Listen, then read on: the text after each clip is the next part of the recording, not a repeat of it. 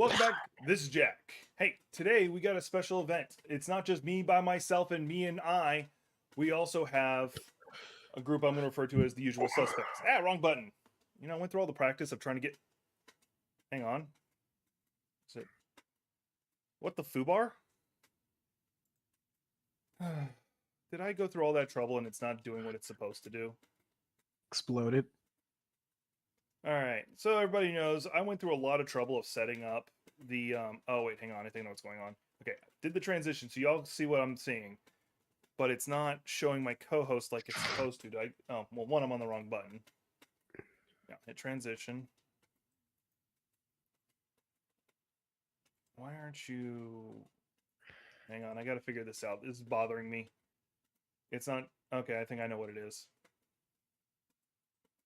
Yep, that's what it is. Okay, I'm gonna have to do this in a way I don't like to do it, so it's gonna take me a second longer to show everything. Anyway, we got ourselves a cool walker, and in theory we have a gothic, but right now that's just a mannequin standing there. Eventually she'll say something. I'm here, sorry. Oh, there she is. Okay. I didn't. I'm sorry. I had to take a phone call last second, and I got a phone call. Sorry. What is it? What is it that like every like you're ignored as soon as you go to do any project with me, play a game with me, everyone wants to talk with you? Oh no, this happened. Oh no, this is just today has just been a crazy thing. I rather not get into my IRL issues at the moment. This is a problem. Like I said, it's always an issue. All right. So first off, Gothic, who the hell are you? I'm Gothic Phoenix. I'm trying to be an interested in variety gamer, VTuber person, and I also do sports. If I ever decide to actually get around to editing it, finally. Yep, she's got a YouTube channel she's working on. She's going to try and do sports commentary, and she also streams on Twitch. Just look her up, Gothic Phoenix. Hey, Cool Walker, with two H's. Yeah, there's two H's. It's Gotahic, then Phoenix. If you know how to spell Phoenix, because I forget all the damn time. Cool Walker, who the hell are you? I'm Cool Walker. I run the channel Cool Walker on YouTube. Just find the Waldo, and you'll find my channel.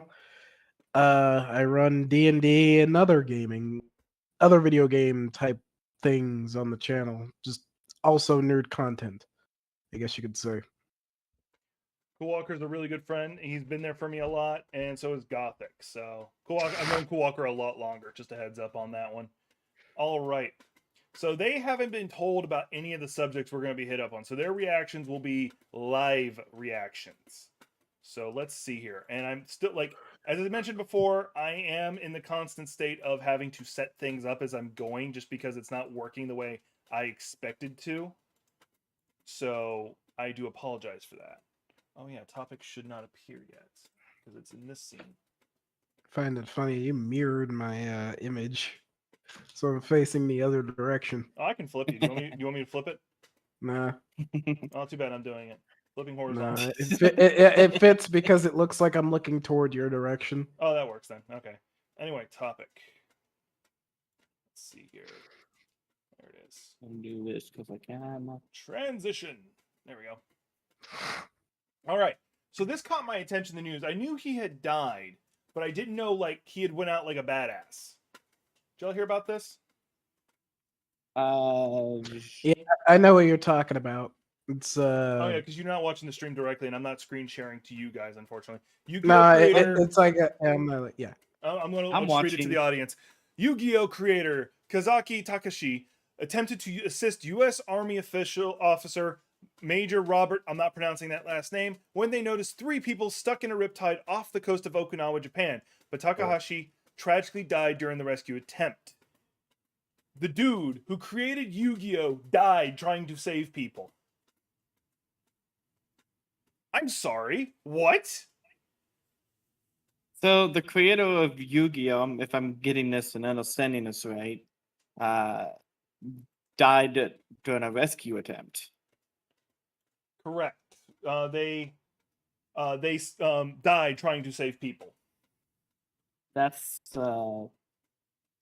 first off, it's kind of surprising that a creator, let alone a creator of one of the biggest animes of trading card game, anime cards, whatever you want to call it. I go with it anime because Yu-Gi-Oh. it's kind of shocking, honestly.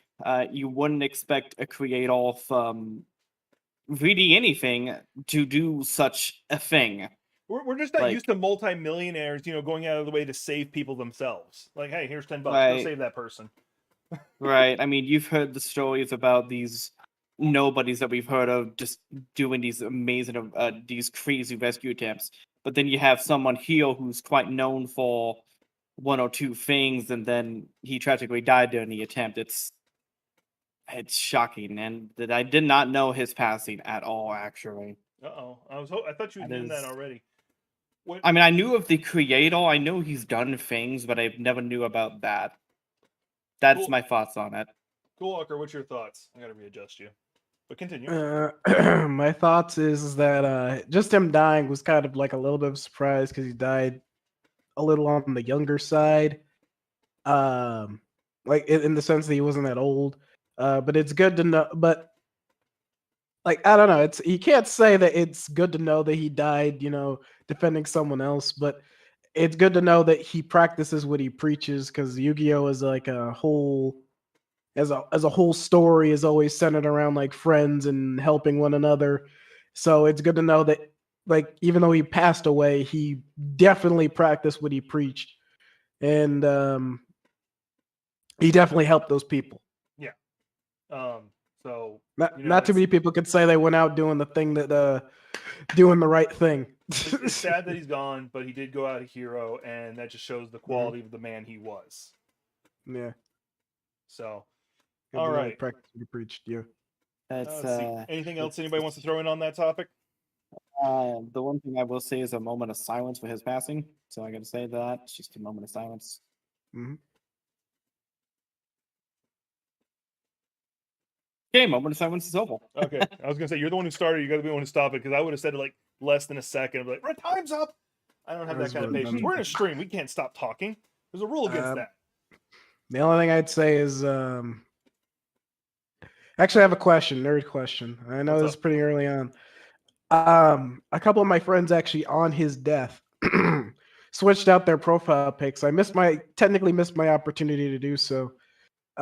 They switched out their profile pics for their favorite Yu-Gi-Oh card with like a story of like why they like it. And it could be from the show. It could be, like most of the things in the show are actually physical cards, but like they always put them out there. I think if I were to put one out now, it would probably been the Blackluster Soldier because its modern iteration is definitely a favorite in oh yeah, he's got some one of my insane actual combos. decks.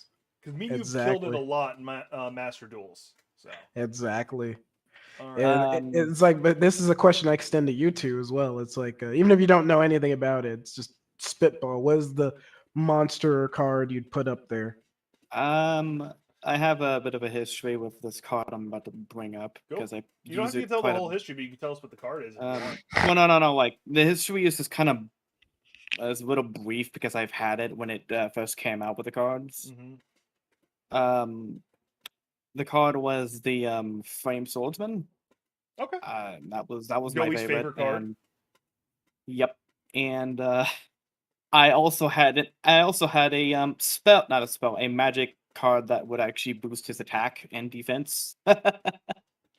Sadly, I can't do that anymore because I'm hated with that, so it's fine. Hey, no judgment for me. Like you're getting absolutely no judgment from you. Like mine is weirdly the Final Destiny board set, and that's pure technically multiple cards, but fuck you. But the reason why is actually a very dark reason. That's actually the that set I had being stolen is what made me stop playing. Although, if I have to choose a specific card, Hino Kagasuchi. Of all reasons, Hino Kagasuchi. It is probably one of the most useless cards. It's a spirit card, so it returns to your hand at the end of your turn, and it takes sacrifices to put out. If it hits your opponent, they're screwed, but it ain't happening. But for some reason, I always like the card. Just this flame warrior guy who punches people in the face. That's always fun. No one hates the guy who punches people in the face as their answer. Everybody loves Tifa. Everyone loves Tifa. This is true. All right. So, next topic we're going to go into. We're going to be watching a trailer. Since they don't know the rules for this, if you guys need to stop so you can say something about a scene that just happened, just let me know. I'll stop and then I'll rewind it so we can resume right back up. All right? Oh, I'll watch that trailer. This Oh yeah, we got several of those. All right. Oh, do we now? Alrighty. Yeah. This is hang on. So this is Dead Island 2. There is a long story about Dead Island 2. It was approaching Duke Nukem Forever levels of being delayed. It had a announcement trailer like almost 10 years ago, and they're like, yeah, here's our product we're going to do. And it was a really cool trailer, but I was interested. And then radio silence for years. And just now we got a gameplay one. They came out in Gamescom of this year, and we're actually supposed to be getting it relatively soon. Zombie killing, and let's go.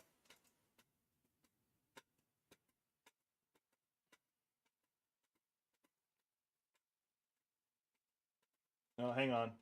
I may have forgotten to put the audio for this, so I want to make sure y'all have that, because you guys being able to hear the trailer also, like the audience, that's kind of important. Let's see here.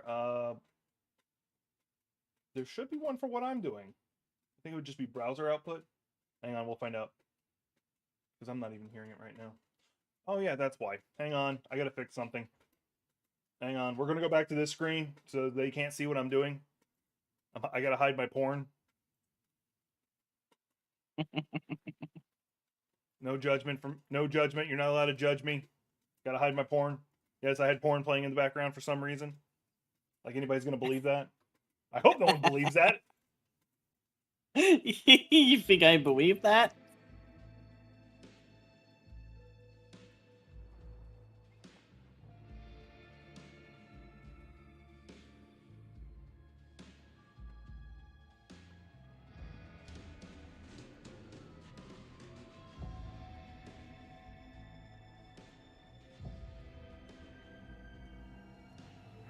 Stand the fuck back. It's hammer time.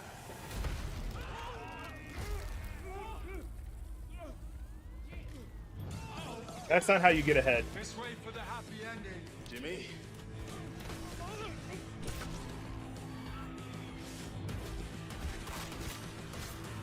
Humanity's survival depends on the red gold pumping through my veins. Well, sounds like you're the star of the show now. This motherfucker.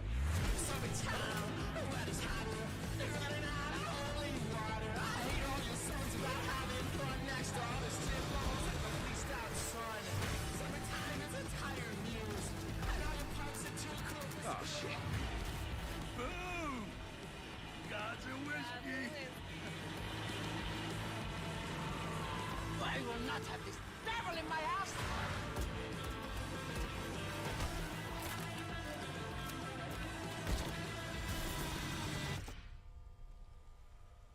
Gosh, this is beyond insane.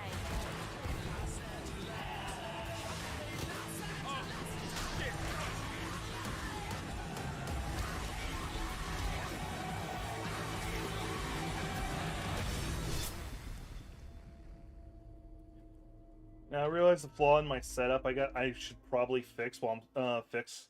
So I might go to technical screen as I fix it. Because they can only see it if they're watching the stream. So I forgot to set that up. Ugh.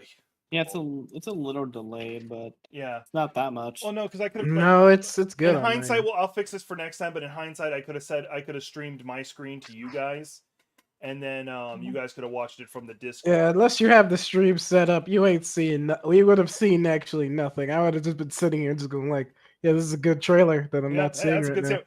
So my quick thoughts on it, real fast. I'll go into a longer rant later, but my quick thoughts on it is, it looks like they looked at what Dying Light did and said, "We can do that." My thoughts on the trailer, because I watched the stream because I was interested on what it was. I honestly thought Dead Island 2 was already a thing. Technically, no. There was a Dead Island 1 Part 2. It's like Riptide. Yeah, or something Riptide. like It was basically the same game, but they had like an extra character. Mhm. Yeah, and I'm guessing that's what I'm probably noticed. Mm-hmm. The trailer looks interesting. I feel like what you said, Jack, is they just kind of saw what Dying Light did and said, we can do that too.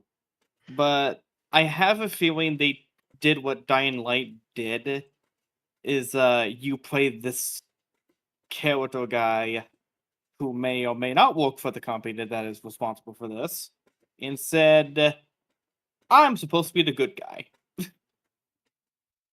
I feel like that's what they did. Well, in the first one, it was just you happened to be someone who was immune to the biting. That was to explain why you could take multiple bites and not turn, but everybody else would. That was the excuse they Just- gave in that one. But I'm just talking Oh, about like that's the fine, yeah. combat feels very much more like Dying Light. Yeah, and I hope that they actually keep it that way, and you actually can pick a character or something when it comes to Dead Island, like they did in the original. Like you have Yeah, this group like of characters to pick from. I would really love it if they took what Borderlands did from 1 to 2 and just like learned from that experience. Yeah, but then again, this is Dead Eye. But then again, this is Dead Island we're talking about. They wanted to do it in their own little way, which is neat because the zombie genre is over bloated and dying at this point. No, this is like ironic. It's a little dead, don't you say? Mhm. Yeah, it's basically a zombie right now. Cool Walker, what are your thoughts? Mm. Well, my problem with the original Dead Island is that excuse me.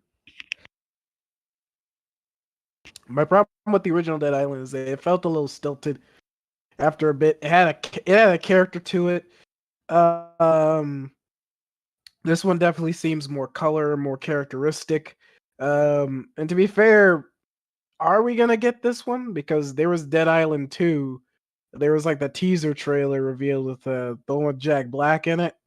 No, That one the was one pretty that good. the one he may have been voicing somebody. I just remember like there's this jogger guy that slowly turns into a zombie as he's jogging. I remember Yeah. that. That yeah, and then he gets hit by a car with driven by some guy and another guy voiced by Jack Black. Um yeah, it's like and that one was pretty good. It has a similar vibe. It's years later though, so I don't know if this would still stand. I mean, you kind of need something to make it stand out, like because like you said, it is like very Dying Light-esque in combat. Like you're just punching and stabbing and meleeing zombies. It's like not much you're adding to the pot. The only thing I can It say just there's no yeah. parkour, so that's something. I mean, as far as we've seen, we don't know because I there was got you. enough Like, parkour in the other game. It just wasn't as dynamic as Dying Light, where you're able to literally climb buildings and do stuff. Like Dying Light's parkour was more dynamic and more like you're able to climb on anything. Dead Islands was very structured to certain areas and not really fluid at all. So I don't know. I definitely stand by what you said, where it feels more like Dying Light, but it has a ridiculousness akin to Dead Rising. I would actually That give it it's kind of bringing me Zombieland, more back. Zombieland feels. Yeah, but it's like Zombieland. Like that's what I'm saying. Because like Dead Rising did this whole thing where you could like anything was a weapon, like you could pick up anything and make it a weapon. You're just trying to survive for a set amount of time. So that's the vibes I'm getting from this. I'm getting more of that than Dying Light. But like I said, the thing that is actually attracting me is it looks like these areas have a sort of aesthetic to them, a sort of character that I didn't really feel too much from the first Dead Island game, if I'm gonna be blunt. So I'm interested, but we'll see. Like like I stand by what everybody's saying, and it looks like a generic zombie game in the time where we're kind of moving past that, or you're gonna need something to make it really stand out. This isn't the mid to early 2000s anymore. You're gonna have to try a little harder, but it looks So, good. can I say something about the game real quick? No, it's like this is your time to take the floor. No, this is the one thing I want to say is I think they're gonna go to the route of having it like a. I hope they have the map bigger than they did last time. I hope because it takes place in what looks like L.A., not L.A., Long Beach. And I hope they were able to use a lot more of it than what it looks like because that's a big city with a lot of stuff you can do with it. You know, and I feel like they kind of missed that opportunity with quite a few games. I won't say who, but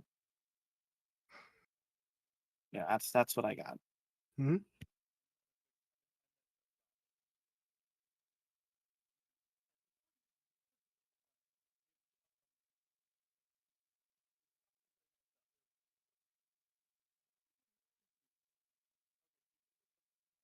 All right. Jack, Val. I'm muted. I messed up Gothics. I didn't realize that because I mute myself when y'all are talking, so my mic will pick it up. So I've been sitting here Mhm. screaming about how I messed up your avatar, and now I'm trying to fix it. It's fine. I She dropped- looks okay. There we go. I'm still gonna work on it. I'm still fixing it, so that's too much. So let me tell y'all something. Y'all getting a little behind the scenes stuff about OBS. So OBS, you're able to crop scenes like I'm doing right now, and it doesn't have a slider. For some reason, you just do numbers instead of doing a slider. So I'm sitting here manually guessing the number that I have to input to get it perfect. Why? Because OBS has problems. Like, it's not perfect. There, I said it. All you other streamers who are mad at me now because I said it, well, I said I said it. it. Anyway, I dropped you guys the next trailer we're going to be doing, so you don't have to be like, oh, what was it? Probably just Once gonna again, watch it we'll over get it right. stream. I'll get it right next time. Anyway, Oh yes, the first descent. yep. So the first descent is really interesting to me because I'm going to start by telling you all this first and foremost. It's free to play, which already makes you go, oh, great. However, I'm going to tell you guys right now from some people who were in the beta, they described it like Warframe. And I'm like, I'm already all for that. I love Warframe. So let's go. Let me know. Okay. We always ask questions. What is it that actually exists? Where does the origin come from? Where are we headed to in the end? If you feel confused, just reload your gun.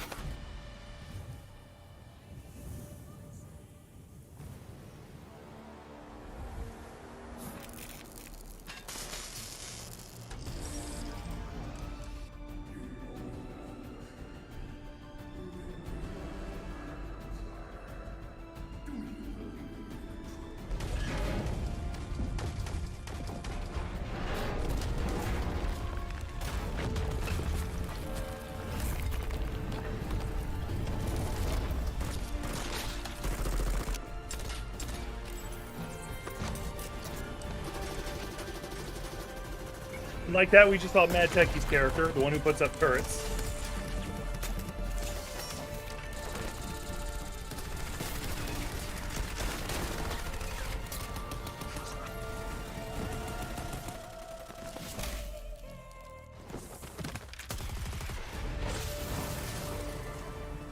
The one who's running right now is called Bunny, and I 100% see you playing her Gothic.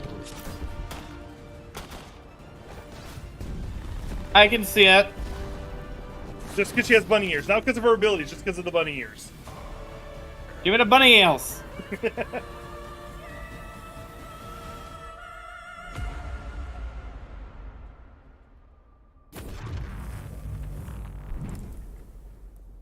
Alright. Sorry, there was a little bit more. Alright, there we go. Alright, so initial thoughts, everyone. You want me to go first? I'll go first. All right, I guess I'm going first. Alright, Yeah, go first. sorry. All right. Yeah, go ahead, go first.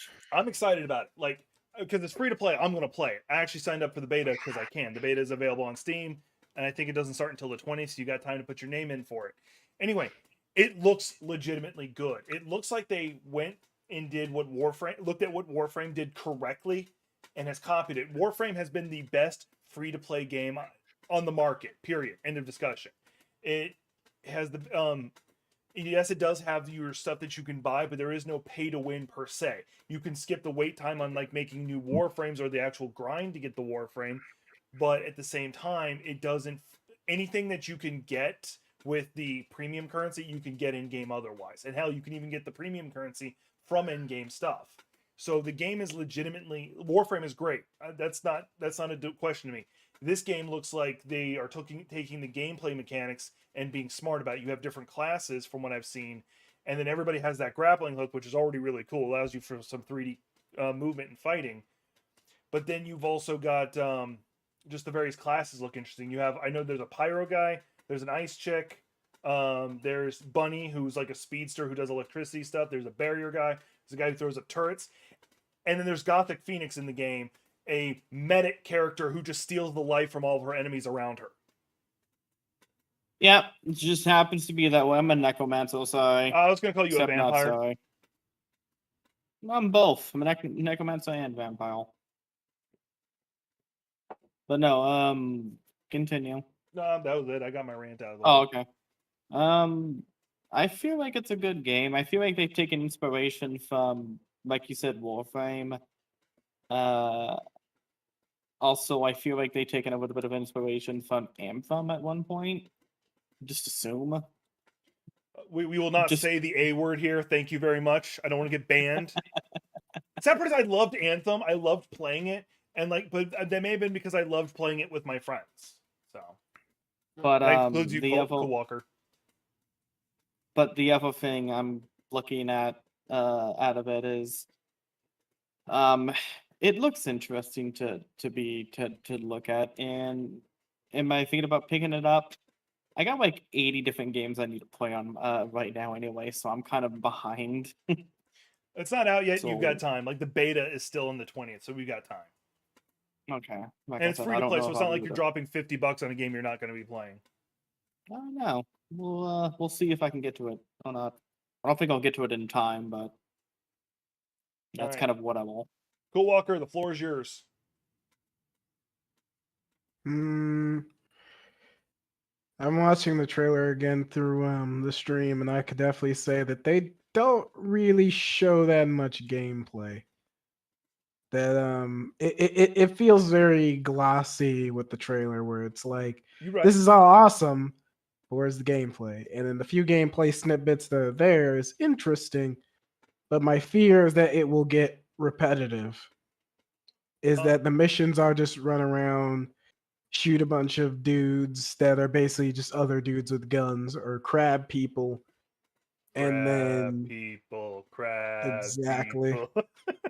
And that's kind of my mindset. It's like, what is really gonna make me come back and play this? Like, most of the characters look very, they Well, look very stilted. They don't look like they have much to them. But again, that's just me. If you're asking me off of what on first glance, it looks exciting. It looks fascinating. It looks that cool sci-fi aesthetic that I like.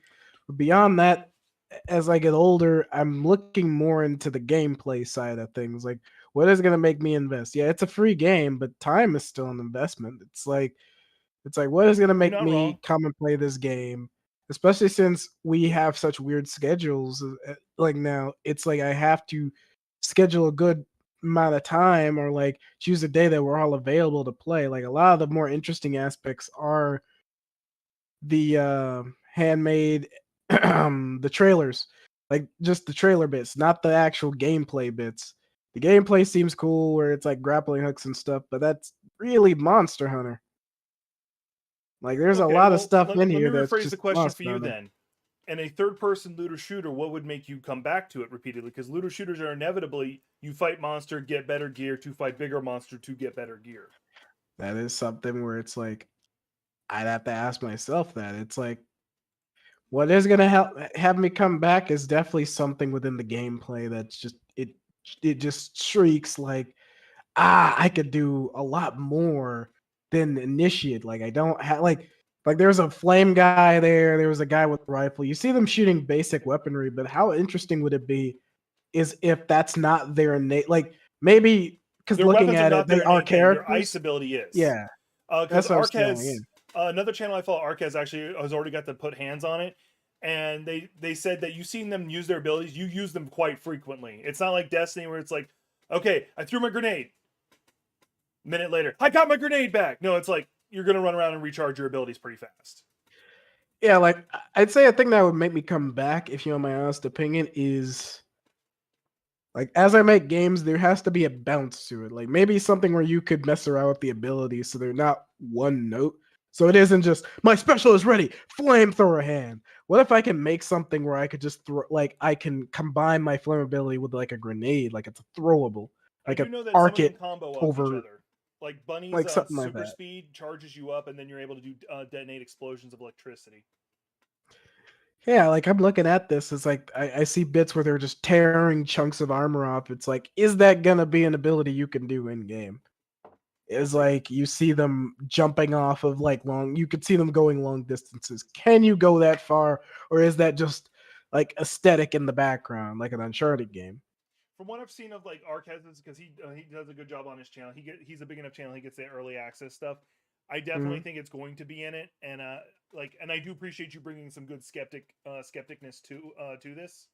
Yeah, because like I'm looking at this and it looks interesting. It looks good. But what is honestly gonna make me stay with this game after I've like already gone through the beginning?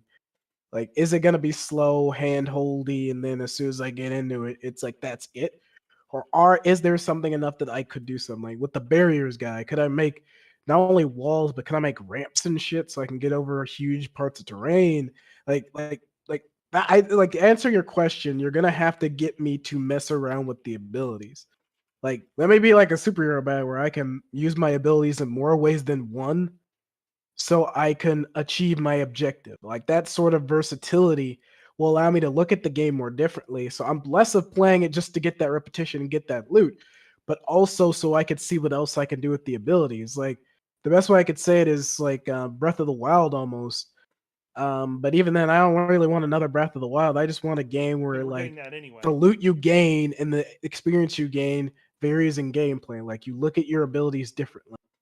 Like I want like that will help them stand out versus just having a character that says something I like or having a gameplay aspect I like. Because like I have no problem it being a looter shoot, you run around, shoot stuff, you have a special ability, but we're trying to avoid an outrider situation.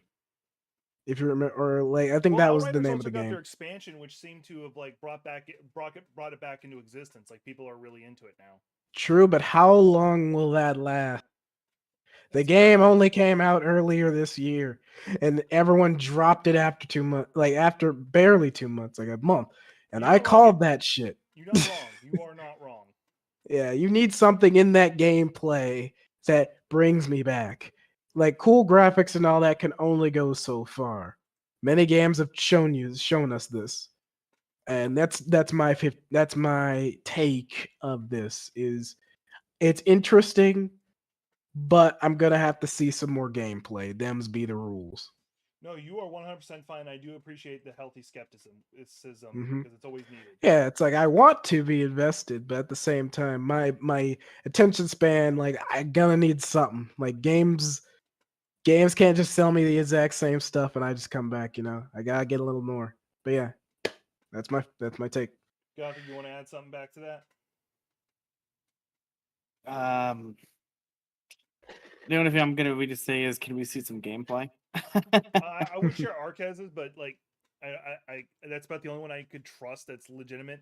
We'll see. We'll get a chance to see some of it soon. If I get in the beta, I will 100% be streaming that. So Yeah, just go ahead. and- You play it. We'll watch and then we'll make our opinion off it. yeah, go because I'm amazing. Y'all know that. Oh yeah. Oh, I'm not gonna blink away from that. All right. So this is like, no. You guys have to agree. I'm not moving on to the next topic until you agree. Cock's gun. No, 100%. Yeah, like how did you know that was my plan? I've seen it. Well, not seen it. Just no, I've seen it. All right. So we're gonna move on to the next one. This one I'm gonna have to hang on. I have to tweak things up just a little bit, just because it's a little different than how I like the last two. Because I was trying to do something very specific, but it won't let me. Where the hell is it? Oh, that's why. Wrong one. Hang on. Almost done. All right. So first I got to. It's just gonna be me for a second. All right. So this is going to reveal a little bit about how old I am. I grew up reading the book Holes, and when the movie came out, I went and saw it. And there's a couple of good scenes. This is one of the really good ones. But actually, what really got me is something I noticed when I was younger, but now them talking about it here, I really did love. Someone pointed out that in the original story, Stanley was chunky at the beginning, and then he loses weight as the story goes on. And originally that just kind of set me off because I've been a chunky kid most of my life. But we find out the director did not want Shia LaBeouf, ever thinking of him playing a chunky character, scary. They did not want him being fat. They did not want him to put on the unnecessary weight just to have to take it off because they thought it was dangerous to his health, especially because of how old he was for that. So this is like one of those times where you legitimately have a casting director and a director actually caring about their charges, their kids, and I wanted to talk about that very specifically. So, all right, what's y'all's thoughts? Actually, I might be able to pull it off with this. There we go. Haha. What's y'all's thoughts? On the thing you showed. Yeah, it's. I'm pretty sure you've seen the meme floating around because you're a meme lord. That's just describing what you just described. Yeah. We're pretty much in meme time right now because like those were the major stories I wanted to talk about. I'd say like that's stuff for the rest is just gonna be conversational stuff. okay. Well, no, don't worry about it. I'd say don't worry about it. I'd say it's good that they do care. Oh yeah, like don't get me wrong, it doesn't stop. But like I'd say yeah, especially when like Shia LaBeouf was like a teen, if not kid, like a young kid during that time when the movie was filmed. I remember it as well. It's definitely something where during the late 90s, the early 2000s, they really tried to take care of their child stars because of the stigma of over the years, people try to take advantage of kids, especially like any form of actor, but especially kids. You're gonna have to be careful because not only is that someone else's child, but they are also still developing. So anything you're going to do will also, play back in their mind. Like I think there was something where, this is a funny little fact that I learned recently. Is like the one of the kid actors when they did Chucky, not the original trilogy, but I think one of the more modern Chucky films, like the killer doll thing. The little girl, the actress, like was actually very scared of the doll and did not actually want to perform with it in the room. So they shot two scenes, one with the doll and then one with her, and they edited her in the shot because she was so scared. Versus that, what you have going on with like Pennywise stuff, where like they legitimately would not let Tim Curry near the kids, so that they were legitimately scared of him. Mind you, everybody was legitimately scared of Tim Curry out of costume. Of course, his costume even worse. Yeah, it's the late 90s, the early 2000s was that period in time where a lot of people were like thinking of child actors much more, trying to protect them, and that I'm glad that also still carries on today with like the Stranger Things kids and stuff like that, where they're trying to keep them safe and like make sure that this is a healthy environment for them to do their thing so they can get what they need, but also them to make a healthy career and continue on with their lives. So no, like that's surprising to learn about, but at the same time, it's good to hear. So some of the more recent one you could argue comes from like that one shooting that happened on the set of Rust. Mm-hmm. So a lot of people have become a lot more concerned about safety on set. And then also like Carrie Fisher, her heart, some of her health problems may come from her having to rapidly lose weight for scenes and then go back to her normal weight afterwards and stuff. Hell, even I'm pretty sure the MCU is probably gonna look a little closer at their actors' health, considering what happened to Chadwick Boseman, Oh yeah, and but like kind he of was sick covering up his beforehand. cancer for all those years. Yeah, he had colon cancer. Yeah.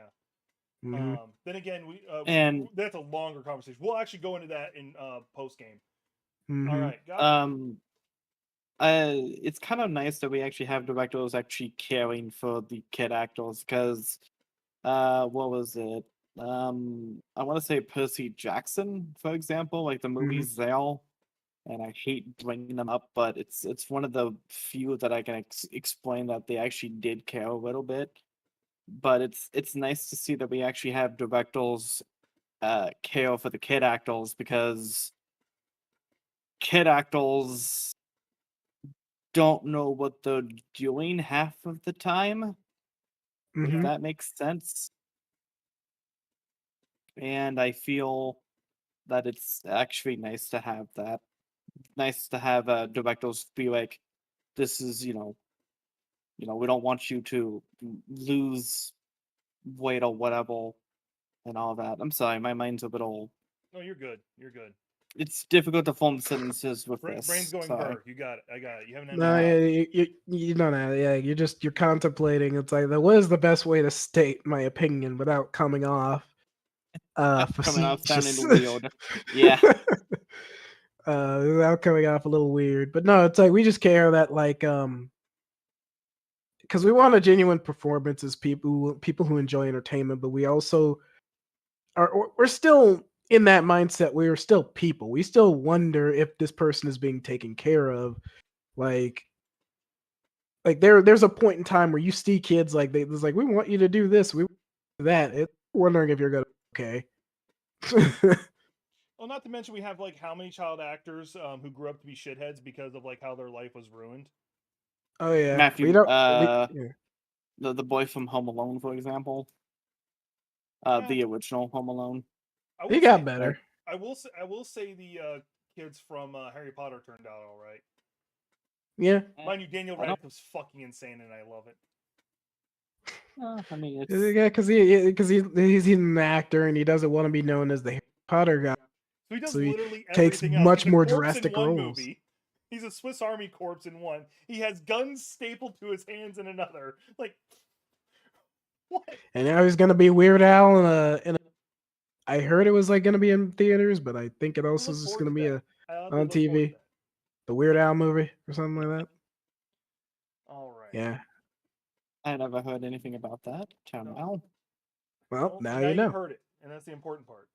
Well, I know. Well, I mean, I know of a Weird Al movie, but It's gonna be a mockumentary about like I'll take a few seconds for this. Daniel Radcliffe's gonna play in the Weird Al Yankovic movie. It's gonna be a play on like the mockumentary films, or like a parody of the mockumentary films, like the one for like Queen and like Prince and stuff like that, where the documentary films are like gonna be exaggerations, or gonna like try to tie loose ends and be like he came up with this song while in a diner just humming to himself or some weird shit, when in reality they were probably and more realistically they were probably on the toilet or just thinking about it in a room with a bunch of people spitballing a song, and they just nailed. Because universally okay. speaking, a lot of artists like don't really like the songs that people like the most. They use like none of them really do. They usually like the songs that people don't traditionally like, that put a lot of passion in. So it's funny when in documentaries they make it like, yeah, this will be the song that'll take me to the top, and they probably just thought of it as like, yeah, I'll just shit this one out, see what happens, and it becomes the song that everybody likes. Or just something where it's like they had a relationship with someone, but they make it overly dramatic, or feel they like make it that's- with some famous person or whatever. I feel like that's what half of the emo screamo bands came up with. And I feel That's like, what I'm saying. But- The film is going to come out, and it's going to be a parody of those films where Weird Al is like, he's in a relationship with Madonna. Like he's going to I feel be. like this movie's Yeah. needed though, because we had the Bohemian Rhapsody, which was great. We had the I can't remember his name. He did Rocket Elvis. Man. Huh? Well, no, no, man, sorry, You're good. my bad. What's the singer's name? He did Rocket Man, The Bitch Is Back, Elton John.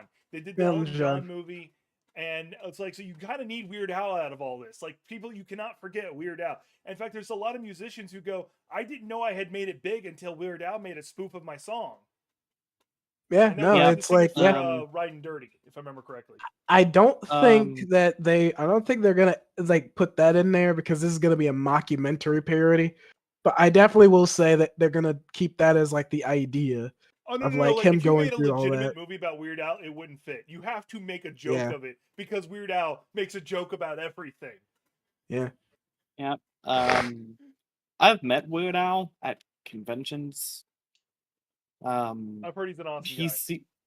He's a very interesting and awesome guy. He is. One of my favorite songs from Weird Al is not a lot of people talk about it. Is I Lost on Jeopardy. Yep, that's not a bad one. It's not my favorite. It's always going to be one of my favorites because I just love how they portrayed it and how it was done. I think my favorite. I grew up with Amish Paradise. I'm not gonna lie.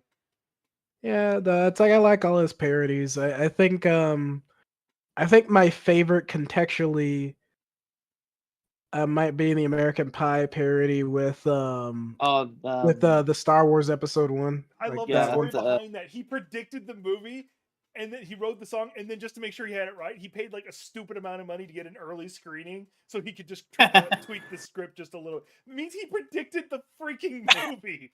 What the hell? Yeah. That is really why I like it. It's just like he made a strong like he did a lot, and he did predict some parts that actually were gonna be the thing. It's like, I'm not gonna get a screening of this movie. Fuck it, make a parody, and then nails a good portion of it, as well as making it just a genuinely entertaining song. Like I remember hearing that, and it was pretty good. I think that one might be my favorite one, though. Amish Paradise is pretty good. All right, like a rest in power, rest in peace, Coolio, who passed away I think last week. Yep. May rest in peace. I think like my favorite Weird Al songs outside of I Lost on Jeopardy is Amish, White and Nerdy. White and Nerdy is also pretty good. I love his Michael Jackson spoof ones too. They're really good, especially the music videos. One of my favorite Weird Al songs is not one that a lot of people talk about because it's not mentioned very often. It's Trapped in the Drive-Thru, which is like 12, 13 minutes. Oh no, it's like it may be a long song, but let me tell you something. When you're driving on the road and you have a Weird Al playlist, you gotta have that song on there because it helps. The Trapped in the Closet parody. Another good song is Everything You Know Is Wrong. Oh yeah, that one. Everything you know I've is heard of wrong, that one. so forget the words and sing along. Yeah, I was on a Weird Al kick about a few months ago. You're fine. Hey, it's just convenience, a cosmic coincidence. Oh yeah. Anyway, next. Right. So we got another movie. Incidentally, we've got another movie topic we're going to be going into. Hope y'all ready for this.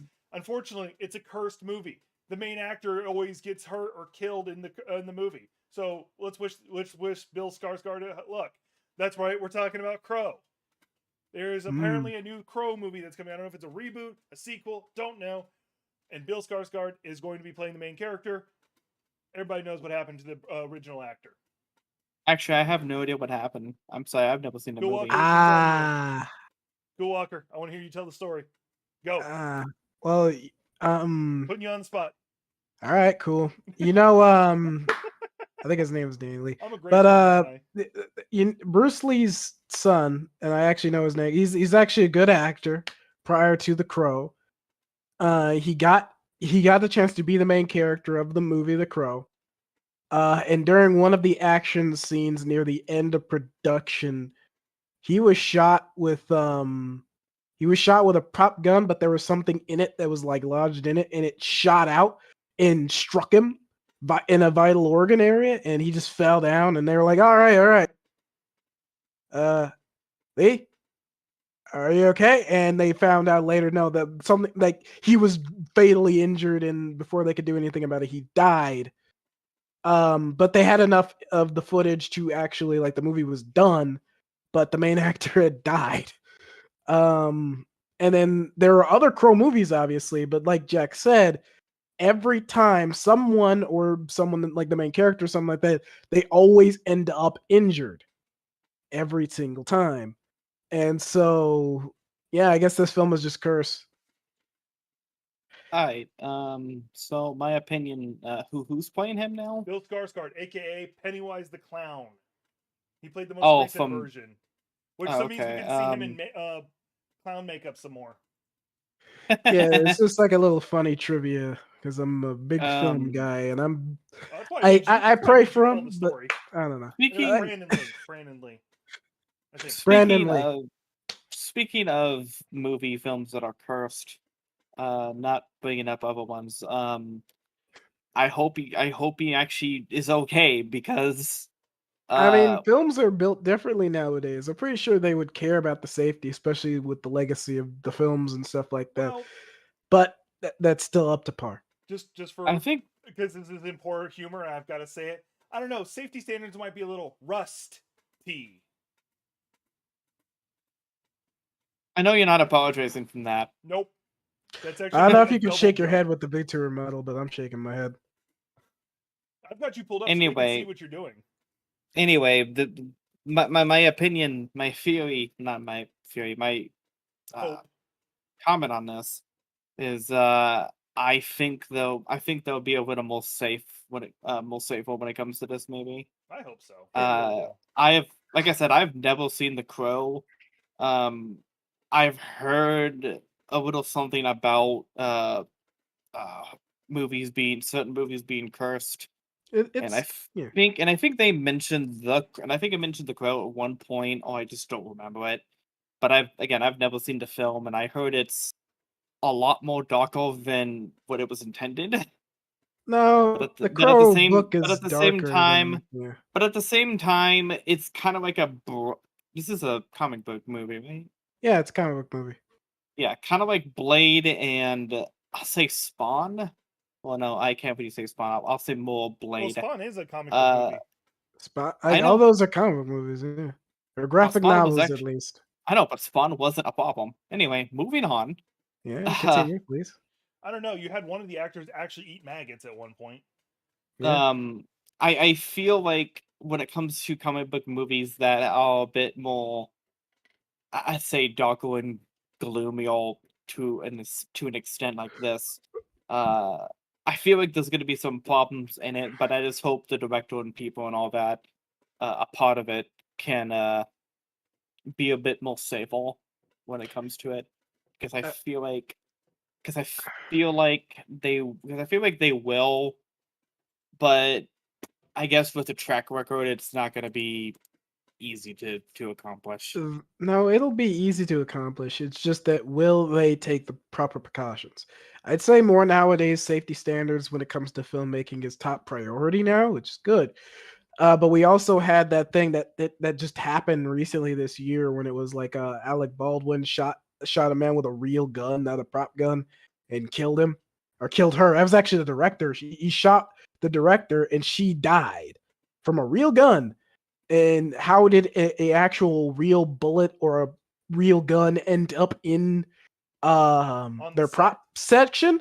No one really fully knows. There's constant like finger pointing, but The current that is a theory real that situation the, that's happened if we're armory getting down. person was in a part of the union and hadn't had a lot of experience. So Yeah, and so there's an example. So I could see your concern. So we'll have to see because there's always a little bit of risk when it comes to a lot of these action films. We all can't be Mad Max's staff and crew where they're just like, we gotta make sure no one gets injured in this one. Because as long as it's not Stanley Kubrick running it, like if y'all know the story of like Stanley Kubrick and the mom, and how like he treated the mom. Yeah, just tell him. Might as well. Abused Since the we're telling ever stories. loving hell out of her. Like she was legitimate. Like she was barely acting by the end of the movie. She was just like he was like no one was supposed to talk to her between sets. He was just verbally abusive constantly to her because he wanted her to have that manic thing going and it to be real, not acting. She has claimed to have PTSD from making that movie. So as long as we don't have any more Stanley Kubrick's, like great director, made great movies, a horrible person. That Yeah, I agree with. yeah, but we always have situations like that. There's also the Superman curse, and Yes. Thankfully, Henry Cavill's avoided it. What's the uh, Superman curse? the Superman curse is anyone who's played Superman has had either a terrible accident or they have died. Yep. Well, For that's example, the Mhm. Christopher Reed Superman, for example, he was disabled from the waist. I think it was just the waist down. Yeah, he had Um, some degenerative disorder that kicked in. yeah, and then it's just been bad. Henry Cavill, for example, he's had a bit of a problem, but uh, he's been able to avoid it still, but it's not easy. But yeah, that's one of the movie things I know about. All Moving right. on. This So- is probably the best time to move on. Yeah. All right, I got it. I got my next one ready. Y'all gonna this one's gonna be a little complicated. All right. Gavin. So Teachers Day was October 5th, and being the geeks we are, we have the anime teachers in the picture. I can't remember all the names for him. Specifically, one of them, he's from Bleach. He's the guy with the weird hat and the wooden shoes. Then you have Eraserhead, you have Gojo, you have Kakashi, and you have the Cape Baldy, aka Saitama, aka One Punch Man. So here's the Oh, question. I know who you're talking about. Okay. From Bleach. What's his name? Yeah. Okay. Kisuke. Kisuke? Okay. Like I couldn't remember. Anyway, so here's the question to you, you two. Who is your favorite anime teacher? It doesn't have to be these 5, but who's your favorite anime teacher? Well, if I had to pick out of these 5, I'm gonna answer the question both ways, Go ahead. Go if for it. that's okay. Go for it.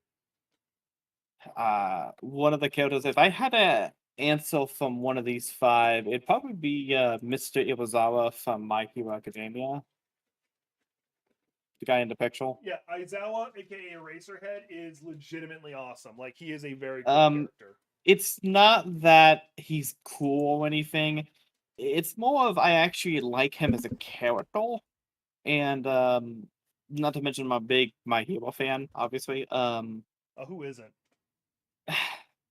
I like Mr. Iwasawa. He's one of my favorites, and I think it was during one of the fights with the students when he fought 2 at a time.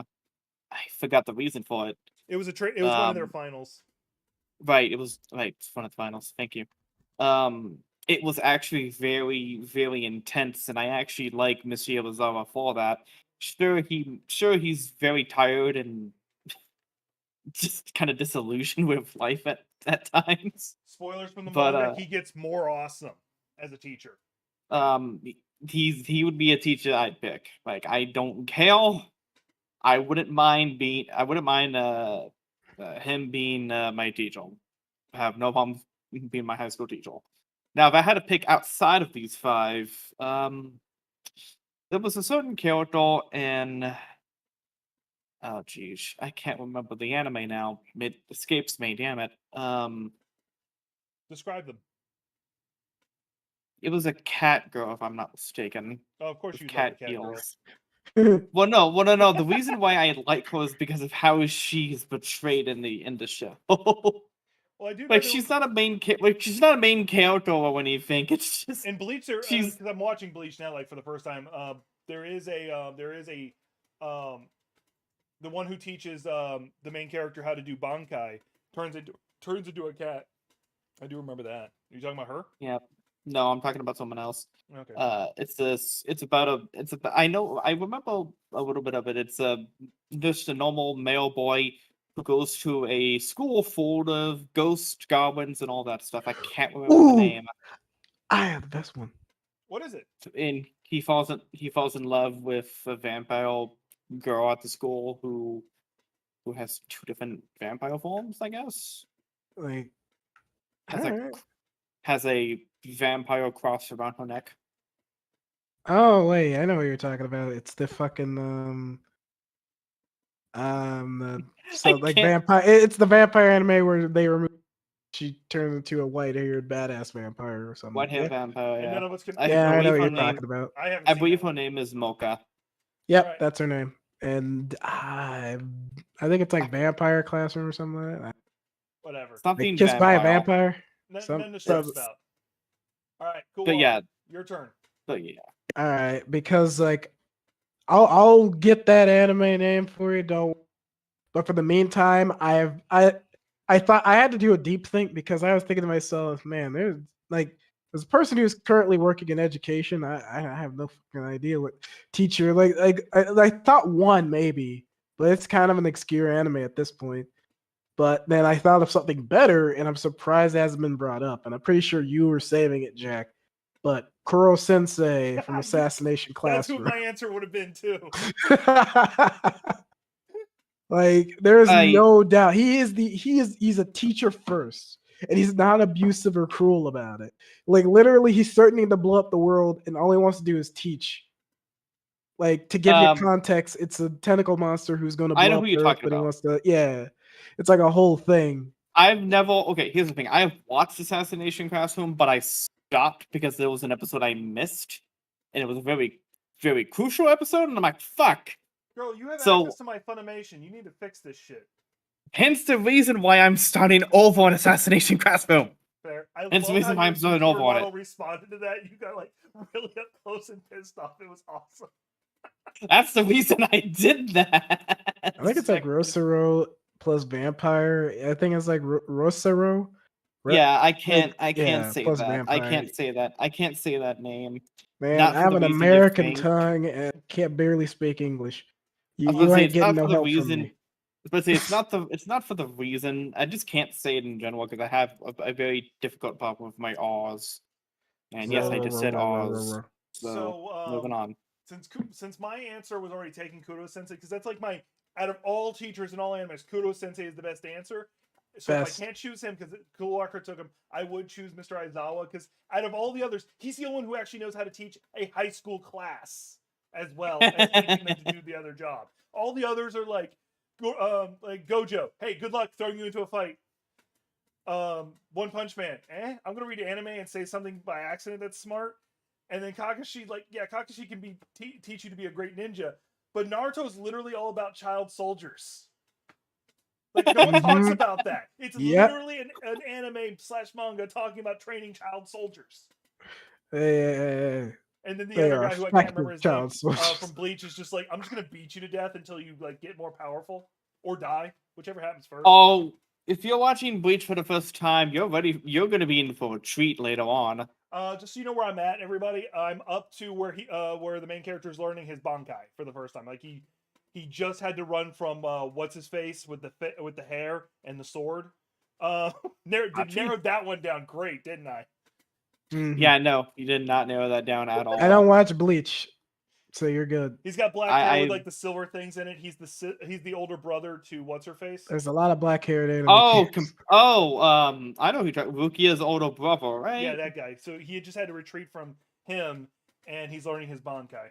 Like I. Oh, yeah, stopped him, no. and she's like, "You're learning your Bankai." Let me just say something. Let me say something about that, Jack. You're in for a treat later on, and I mean a treat. I'm gonna spoil something for you guys. I already don't like Bleach. Like I'm enjoying the trip, but I do not like Bleach. Here's why. I do not like the main character specifically. The thing I hate most in animes is the chosen one concept. That is the trope I hate the most. Wow, Jack's the gonna main avoid character- 90% of anime. Exactly. And the main character is nothing but that. He is half this, half that. Oh, and half that. Doesn't even mathematically add up, but he's half that. He's all these chosen things put together, and he's insanely Have powerful. Demon, angel, Satan, God, Yeah, pretty double much. And that maximum pisses Buddha me off. power. I hate it. Now, I had this conversation with somebody else. I think it was actually Cool Walker, or it may have been Austin, aka Rushman. I think it was Rushman. But We were- you have told me you hate this too. No, it was Toons. It was Toons. Anyway, we were discussing like the big three. We were talking Naruto, we were talking Dragon Ball, and we were talking Bleach for it. Naruto, he is very much a chosen one. He has an Uzumaki, so insane chakra pull. He has the 9 tails in him, insane chakra pull even more. And he's the reincarnation of a demigod. I give him a very small 1/1,000,000th of a pass because 90% of him getting his abilities is him training his ass off. Like, legitimately taking months to learn something. And that's sped up because he's multiplying himself to do it. Dragon Ball, Goku, you can argue, is also a chosen one to some degree because he's a Saiyan who came to Earth, but he was chosen to come to Earth because he was the weakest Saiyan. And he trained himself up. I love a main character who is almost nothing special, but then make themselves special. Kenichi, the Midas Disciple, one of my favorite animes because of that. There was nothing special about Kenichi. Can I say something about Dragon Ball real quick? But go ahead. I was about to say there's a lot of main characters to Dragon Ball Z. So Goku is like a chosen one, but Vegeta's also kind of like a chosen one in a retrospect. Moving on. But both of them, like, they earn their power to me. Whereas in Bleach, yes, he does train for 10 days, but he also learned in 3 days what normally takes people decades to master. It's shit like that where they're like, yes, this is normally something that only the elite, most masterful person has, and you learned it in 5 minutes. Good job! Like, that bothers me. At least within Hunter x Hunter, they kind of explained it like, yes, anyone can do this route with, like, learning to open up your whatever it's called, but it might kill you, so no one does it. I'm like, we'll do it, we don't care. So at least in Hunter x Hunter, they kind of explained it. In Bleach, they're just like, nah, he's just born insanely powerful, and we're just going to keep unlocking more of his power. That's one of my problems. Now, mind you, am I enjoying the trip? Yes, because my favorite character is currently Chad, because his answer to everything is, I'm going to punch it in the face. And y'all know me, that's my favorite character in everything. Except for Zoro, I'm going to cut them in the face. That's my rant. My rant's done on that one. Okay. That's no. Anybody got any other rant? What was this question about? Oh yeah, who was their favorite teacher? Yeah, that's what we were, right? That's where we were back in the day. I guess. I don't know. Either way, keep going. You guys have the conversation going? No. We're Gothic, moving on to the next you want to topic. keep it going? We're moving on to the next topic. I'm done. Really good. All right. So right now there's been talks of a live action Static Shock, and there's an actor being considered for the main character of Static Shock. Caleb McLaughlin, I could probably say that name wrong, of Stranger Things. And there you go. I thought yeah. Anyway, I could see him do it. I haven't seen Stranger Things, but I could do it. He could do it. He could do it. Simple as that for me. But yeah, go. Okay, so I've seen Stranger Things. I've seen the character. I've seen that actor. He's got the chops for it. Can he do it? Yeah. Yeah. Can the director do it? Maybe. That's the thing I care about. That's the thing, because I got to go into a little bit of a rant here on this. You go, because I'm gonna go after you. Oh yeah, I know. I'm gonna go sit down, get a new cup of coffee while Cool Walker goes on his rant. So go ahead, Gothic, and then I'll switch it over to Rush. Not Rush, that was bad. Cool Walker. Hi, here's the thing. Here's the thing when it comes to superheroes and the way that the directors have their work. Right? When Iron Man first came out in 2008 or whatever, it was done well. The guy who directed it was the same guy who directed Elf. Okay? And I don't know how or why, but he made Iron Man work so Also well. Mandalorian, he did Mandalorian. And a Mandalorian, thank you.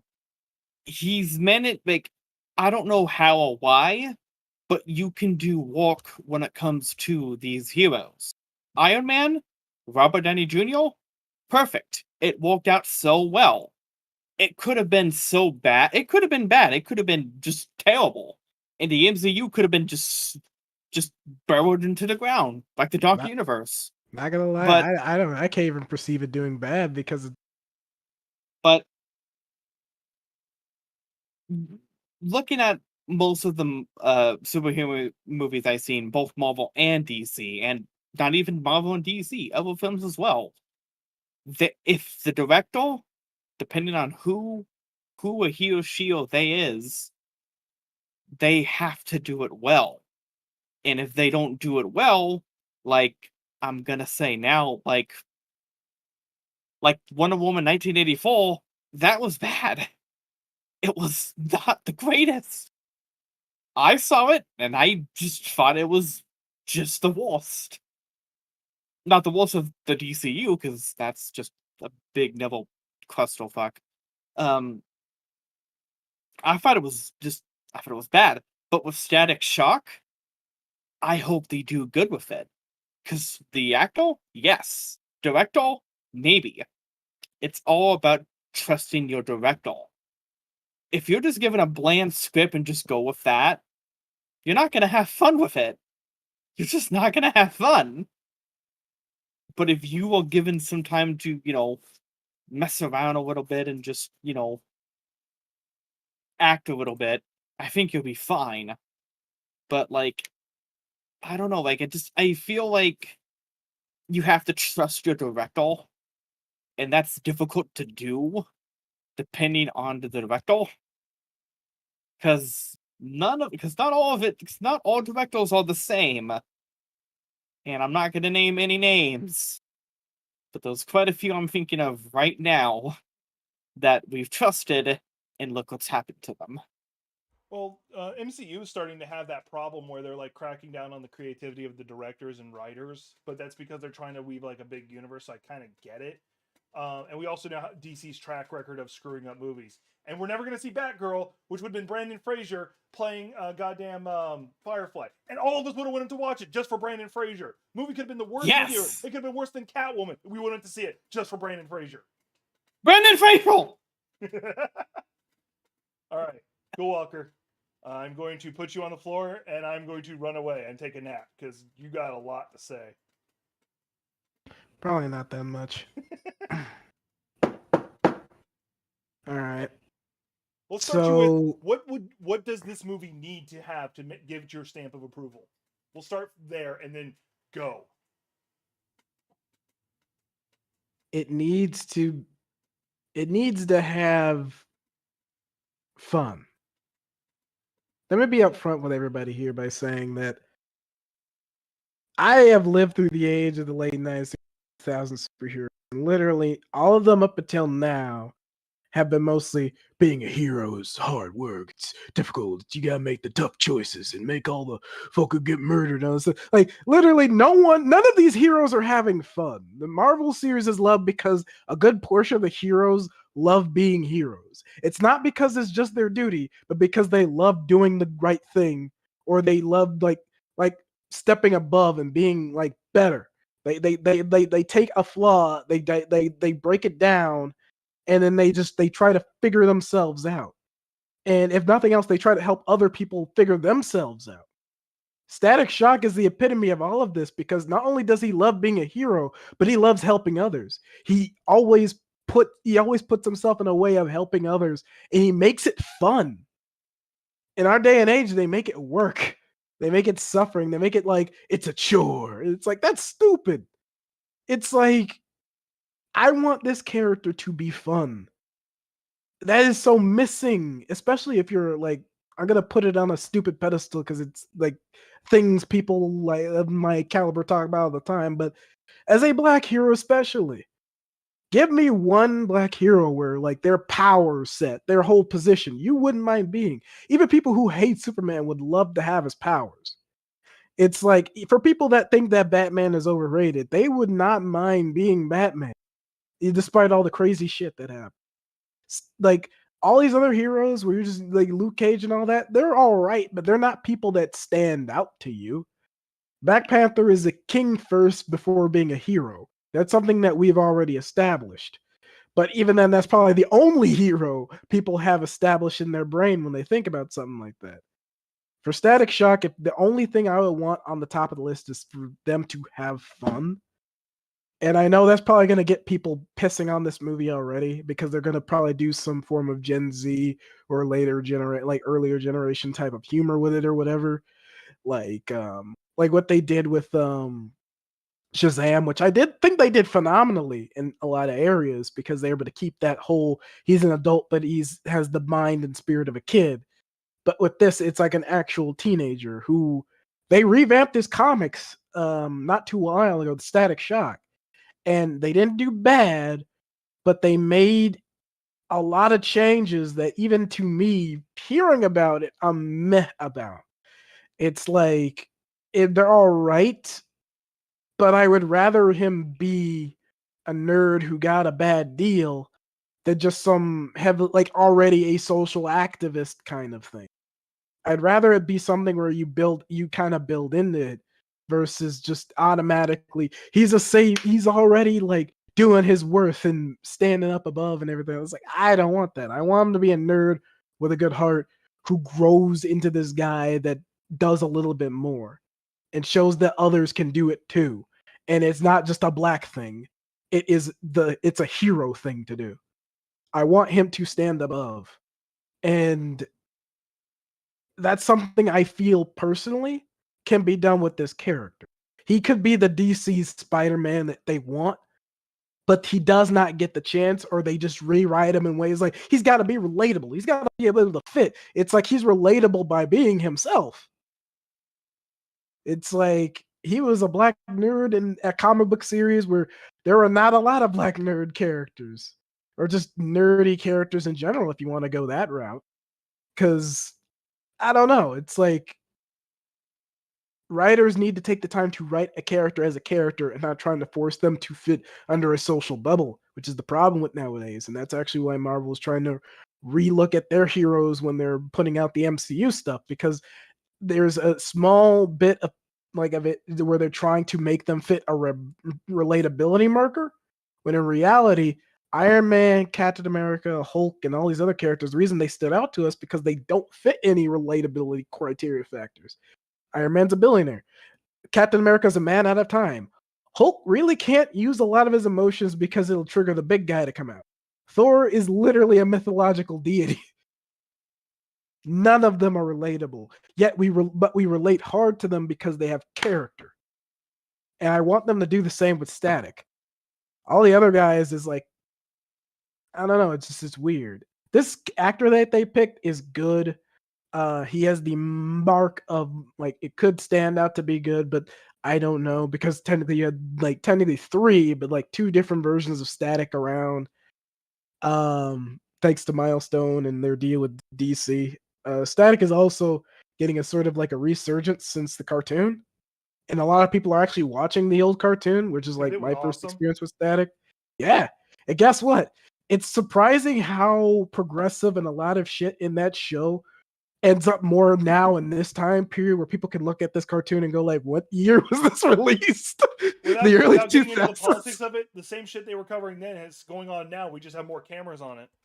Exactly. And it's just so funny how people will probably look at, like, if that exact cartoon for Batum was made today, people would probably complain that it or something, or just like they're trying to like do a thing. No, this is happening, and they made the character do a thing. Don't get me wrong, there's changes and things you could do to the character that would give him sort of an edge in certain areas.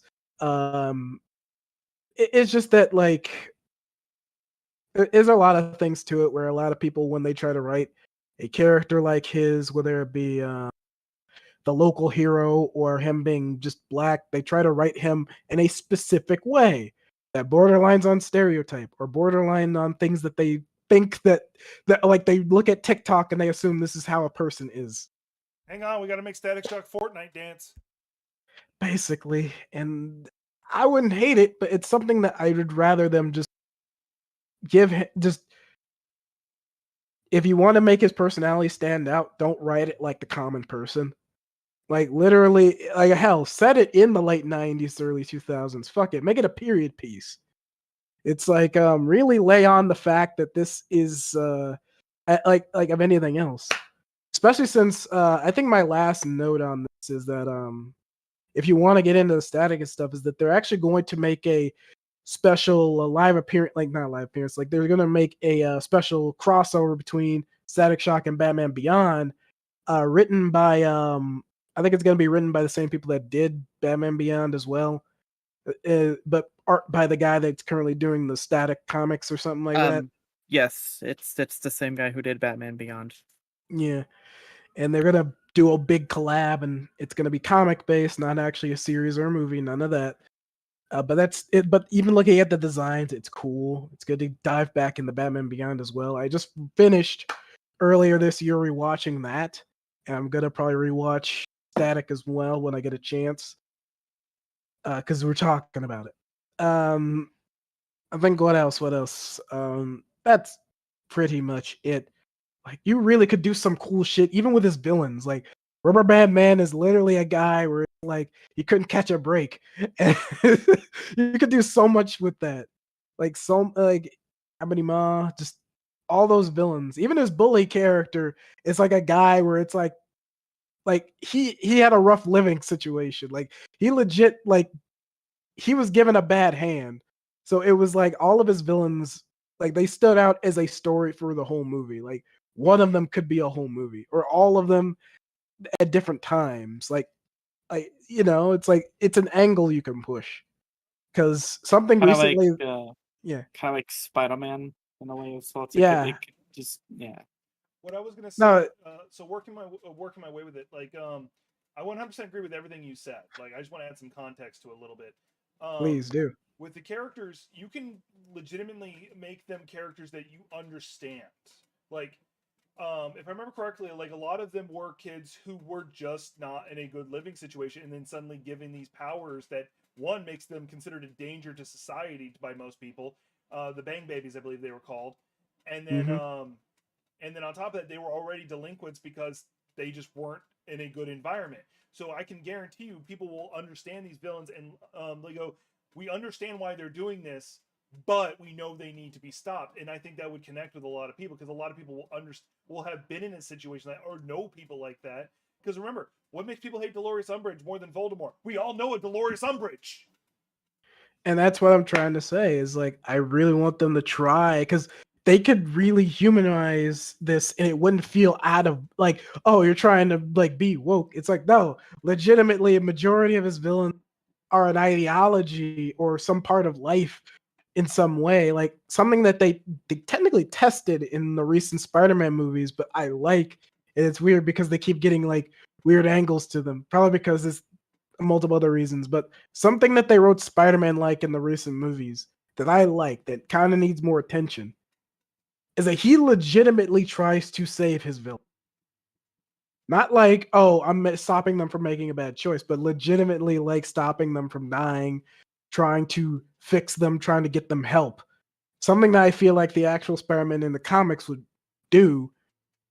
And it's funny because all the other movies we traditionally just have the villains get killed or thrown in jail. It's funny to see a hero that's actively trying to save them, like literally try to like get them help. Whereas granted, And you do see it's Wally West and Barry Allen do that too, but not to the same degrees you see like Static Shock do it in Spider-Man. exactly, it's like I kind of want to see them tackle that angle, maybe in more films, but specifically with Static and Spider-Man. I want to see them do that more often because they're young local heroes. They do that. It's like I want to see them like really try some angle with the character and really like even if it's like foregoing an arc, I'm okay with that. Make the character something I could look to and be like, fuck yeah, now that's a hero. That's fucking someone I could look at and be like, that's badass. It's like fucking I don't know. But that's my 50 cents on it. Like we have discussed this before in a prior thing where That's I why I just knew went on a rant. I just could drop the floor and walk away if I had to. I literally just went and Yeah. made a pot of coffee. Now you have to I wonder if I'm like just serious show or the not. pot. Now you have to show the pot of coffee so you know you're fucking lying. But And the other thing I was going to mention, so everybody understands the deal of Static Shock being serious. So imagine Spider-Man not wisecracking. In the comics, this Mhm. happened because he lost his voice once, and the villains were turning themselves in. They were afraid he was pissed because they know how much he holds back. Hell, like I think like one of my favorite things, like a friend had to actually show me this. But there was something where it's the Kingpin did something where it's like he injured or like went after someone in Peter's life, He and then tried to kill it's Aunt like May. yeah, and then it's like, what are you gonna do now, Spider-Man? Spider-Man immediately takes off his mask and it strips down to into the buck, like he's Because at this naked. point, he was He already goes like, "What are you considered a martyr. doing?"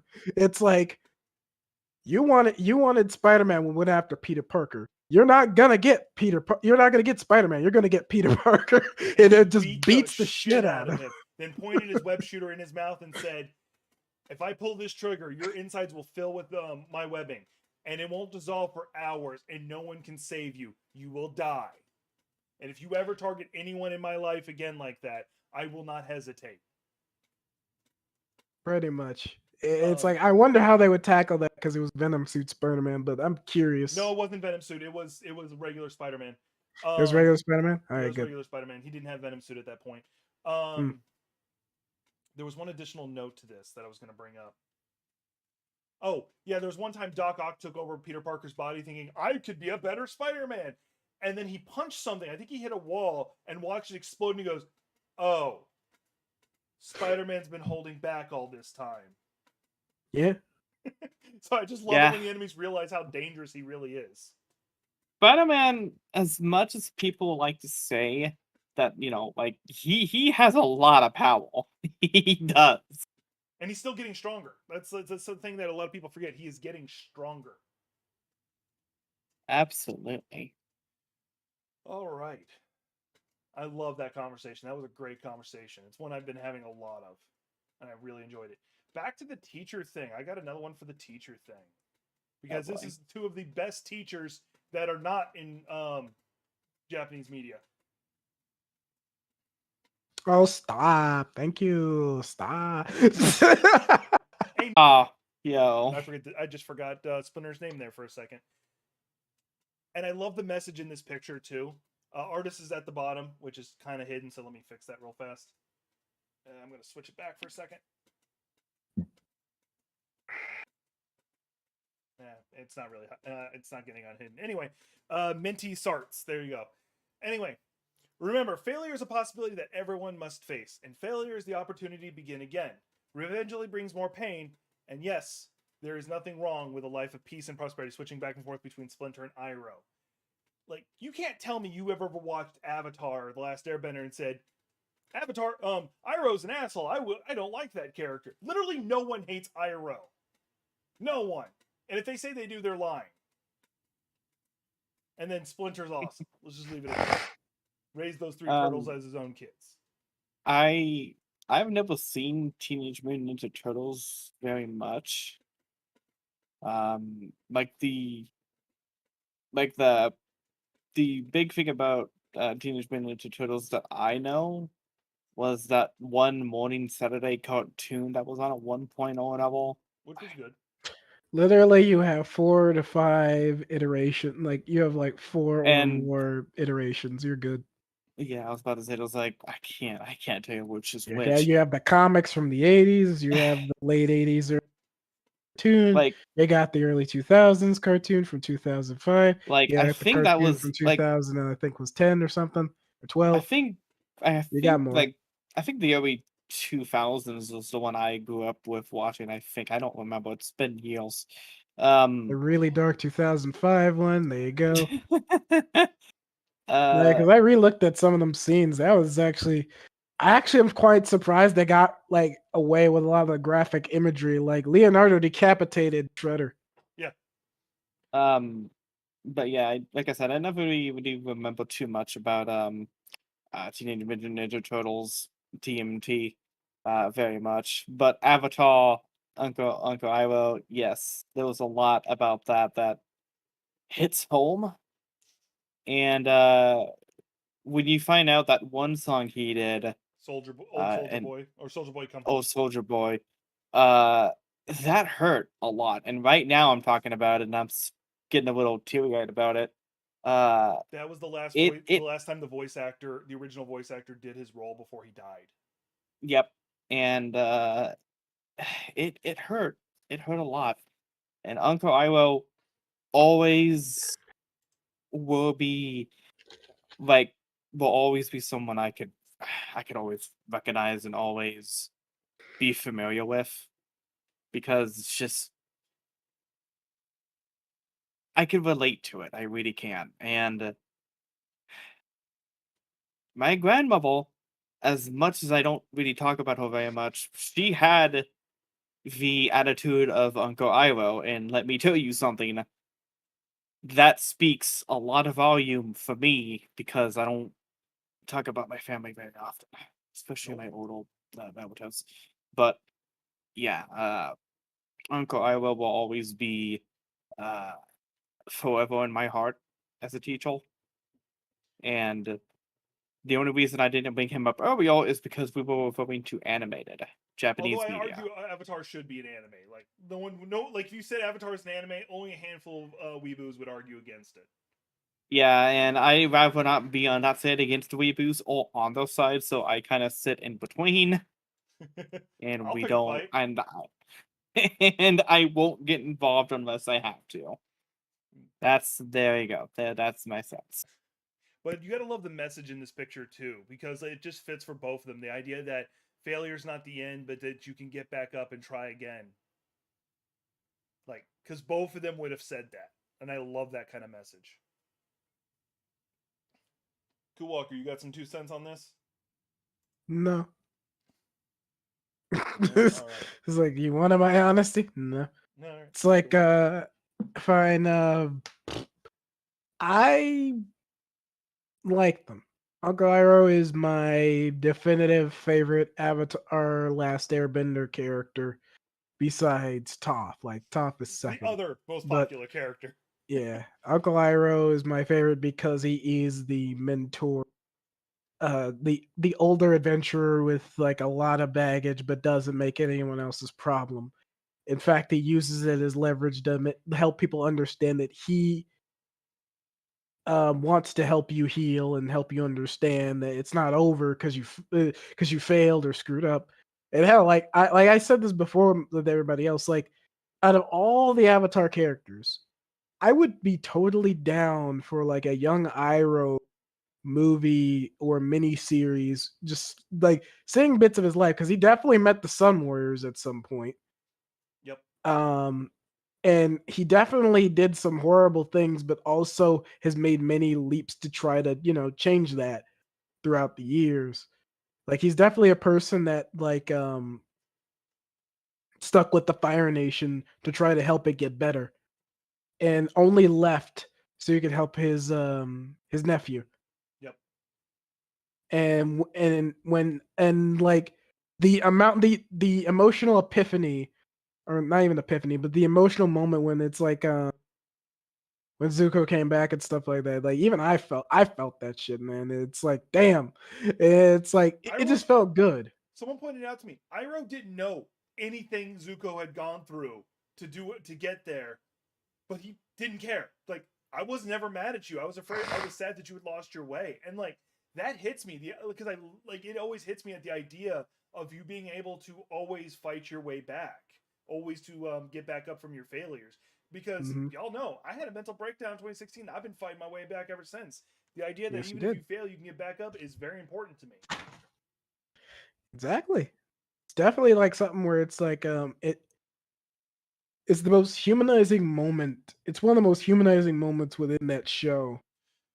And it comes from that. It is actually some of the reason why I like the mentor character. It isn't just the old badass and stuff. It's just moments like that where it's like they know because they've either went through it themselves. They know that it's like they know the person. It's just something like from a mentor type character. That's only something you can get from like a mentor or family member type character. That, like, even for myself, that's why I made like a good portion of my characters, like saying like D&D stuff like that. Like I've done that for my own personal characters and stuff, and it's like I like that angle. Yeah. Hell, you But let yeah. me play an Iroh like character before. Mm-hmm. Mm-hmm. Like he went out of his way not to kill people. He's like instead he tried to talk him out of fighting. I think I was offering coffee because me coffee. Yeah. It's like tea or coffee, something like that. There's a lot of moments in Avatar where a lot of it hits. Oh yeah. And there was one episode I think I rewatched it with Amble. Earlier I think it was earlier this year. I think it was either this year or last year. We watched it, and there was one particular part where it hit us basically crying to a pillow. Yeah. So And I get that. Like the old yeah. Soldier Boy one will get me too. So I get that. It's not even that. It was another episode Oh that no, there's actually like a hit handful. me. Yeah. Like Full Metal Alchemist. There's a few episodes I will not watch. Well, let's not get started on Full Okay, Metal Alchemist. We'll be on for another 2 hours, and I don't want that. I'm standing this. Yeah, if you have another segment, this is the best time to transition. Oh yeah, we're transitioning to the next one. All right, this has me a little concerned. I'm going to be honest with you. So this is the picture for the One Piece Netflix live action thing, and this has me concerned. For one, okay, I believe the possibility. The actor has the look. The art looks great. Here's my problem. The outfit he's wearing is post time skip. The scar on his chest is from the Marineford arc, which either means one, they're starting post time skip. Actually, I can handle that. A lot of the content's a lot more adult oriented and it can work. Or the other possibility, they're rushing through the story. And I don't like that. Because that's what they did with the Avatar live action. They just freaking rushed through it. So that's my thoughts on that. But I am simultaneously excited and not excited. Can I throw my sense into live action animes and all that? No, you're you not don't allowed to. I mind. don't want you. I brought you to this channel. I don't want you giving your 2 cents on anything ever. You're just here for eye candy. Anyway, go ahead. Uh, I don't know how she puts up with me. There's a lot of it up there. All right. Anyway, no. On to a different thing. When it comes to live action shows on it, whatever it be, by anime, comics, video games, what have you, there's only been a handful of that I actually like, and the only things that I like from anime in general would have to be the Speed Racer live action, That was actually pretty good. I did enjoy that. which The wasn't Wachowski bad. sisters did a good job. Which wasn't bad. I think it was If actually pretty. you like pretty Speed good. Racer, I'm just saying, it's like you nailed the concept very well. Yeah, it nailed the concept very well. The other one, would have to be the I want to say Full Metal Alchemist live action, I never but saw it, so I can't I don't have an opinion. The Death Note one I've I didn't watched- like, except for who did Ryuk's voice. I like it. It's just those issues, and I haven't seen the live action Cowboy Bebop, but there's a reason for it. Which I won't get into here. Does it involve potato chips? It's a long story. It was a joke. You're supposed to say yes or no to that and just move on. I don't. The problem with me is I've given a lot of faith in directors when it comes to live action anime and all that, but I just don't think that some of it works. Like a One Piece live action, I can see. I could see that. I could see a live action Full Metal, live action Attack on Titan, which I haven't seen yet. Black Lagoon, for example. No one. I feel like what they're doing is just taking popular animes. Like I heard about a live hero, My Hero Academia live action. That's That's a scary thought. you're touching on things you shouldn't be touching on. I just think with One Piece, I don't mind them skipping like certain arcs and all that. Like I don't mind that, but I think they're just touching on live action animes that are popular, and they're trying to really just kind of grasp on the popularity of certain animes and not looking towards the smaller animes like Black Lagoon, for example, would be a perfect live action. It would work. Unfortunately, Quentin Tarantino wouldn't make it because he's done filmmaking, but No, he's on his last film. He's I dig. This is I dig. yeah. There's a reason, but continue. I'll tell you at the end. I digress. I just think that they're touching on these popular animes that are thinking that this is going to get them, that this, they're going to get a lot of money from it. Not necessarily. It did not work out in Ghost in a Shell. It didn't work out in Dragon Ball Evolution. We don't talk about that movie. You're about to be banned from my channel if you say that movie's name ever again. It also worked out in Atuya Battle Angel. That movie actually It worked looked- out. It was pretty good. It worked out to a degree, but that was just straight up a movie. That wasn't Yeah, a yeah. show. So was Ghost in the Shell, though. And it's Yeah, good. but there's issues there, but I'm not getting into that. Not getting into it. I just think that they should be looking at smaller anime. I can get and that. I can get that.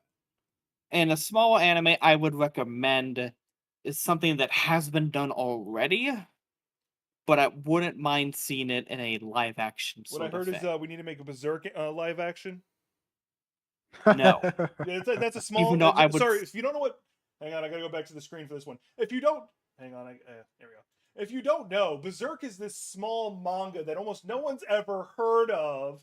That you know, it's a bit of a darker one, so it would have to be like a rated R one. But no one's ever heard of Berserk. It's you know, like, have y'all ever heard of Berserk? Pay along with the joke? No, I haven't. How about you, Cool Neither Walker, have I. down there? By 50 cents. Yeah, No, I've no, heard no. of Have you Berserk. ever heard of Berserk? Is that a thing? I think I've heard of it. It sounds normal. Anyway, But no. you got the floor back. Back to it. I don't have very much else to say on this. But Okay. the thing I'll say is, like, I don't want anime that I would assume that you could take from a live action would be something along the lines of, oh, geez, I don't know. Black Maybe Butler? like Food Wars, for example. That would be interesting. That could work. You could like, probably get I away can with like see some it. slice of life stuff easily. Yeah, That's weird. like I actually Food did have an Wars, answer. Say I Love You, I Champerone, love a you. What do you want me novel. to say that for? Well, no, that's an anime. That's an actual anime name. Say I Love You. You should know it. I've mentioned it before to you. No, Ignore my but yeah, little sister, so that's I gonna figure happen. they could just touch on more of slice of life anime. And I swear to God, if they do, forgot the one slice of life anime that everybody hates. You touch that anime, everyone's going to hate you. And I forgot And the they've anime already name. touched several animes. Where else could they? Like, really, I didn't this is a dare that they're gonna take. So say it. I can't remember the anime's name for the life of me now. It starts with a C. Oh, I bet. It starts with a C. I can't find it right now. It's gonna take a moment. Describe Excuse it. me. It's basically about this one guy falls in love with this one girl, and she sings this fully dubbed animated song that I am. You know what, Netflix? I You dare narrowed you. nothing I down. dare you. Make Ghost Stories live action. I dare you, Netflix. Some random guy on the internet. If you don't know what Ghost Stories is, look up Ghost Stories English dub. And Isn't that you'll the one you'll that like die. it was like a really bad, like really badly made anime, and they literally just turned it over to a dub service to make it weird? Yeah, and there's They actually a said- weird 'cause- story angle for that. It Because really the wasn't because it was bad. The Japanese wanted to make it serious, Yeah. and they didn't make it serious. So they brought it over to the US, and someone said you could have it.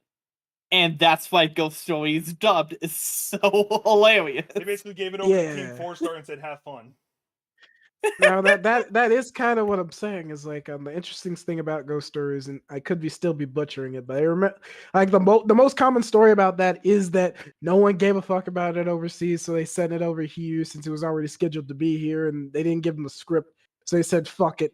But actually, the dark thing is though they did give them a script, and actually Ghost Stories has had several seasons, and it's actually a well-regarded series.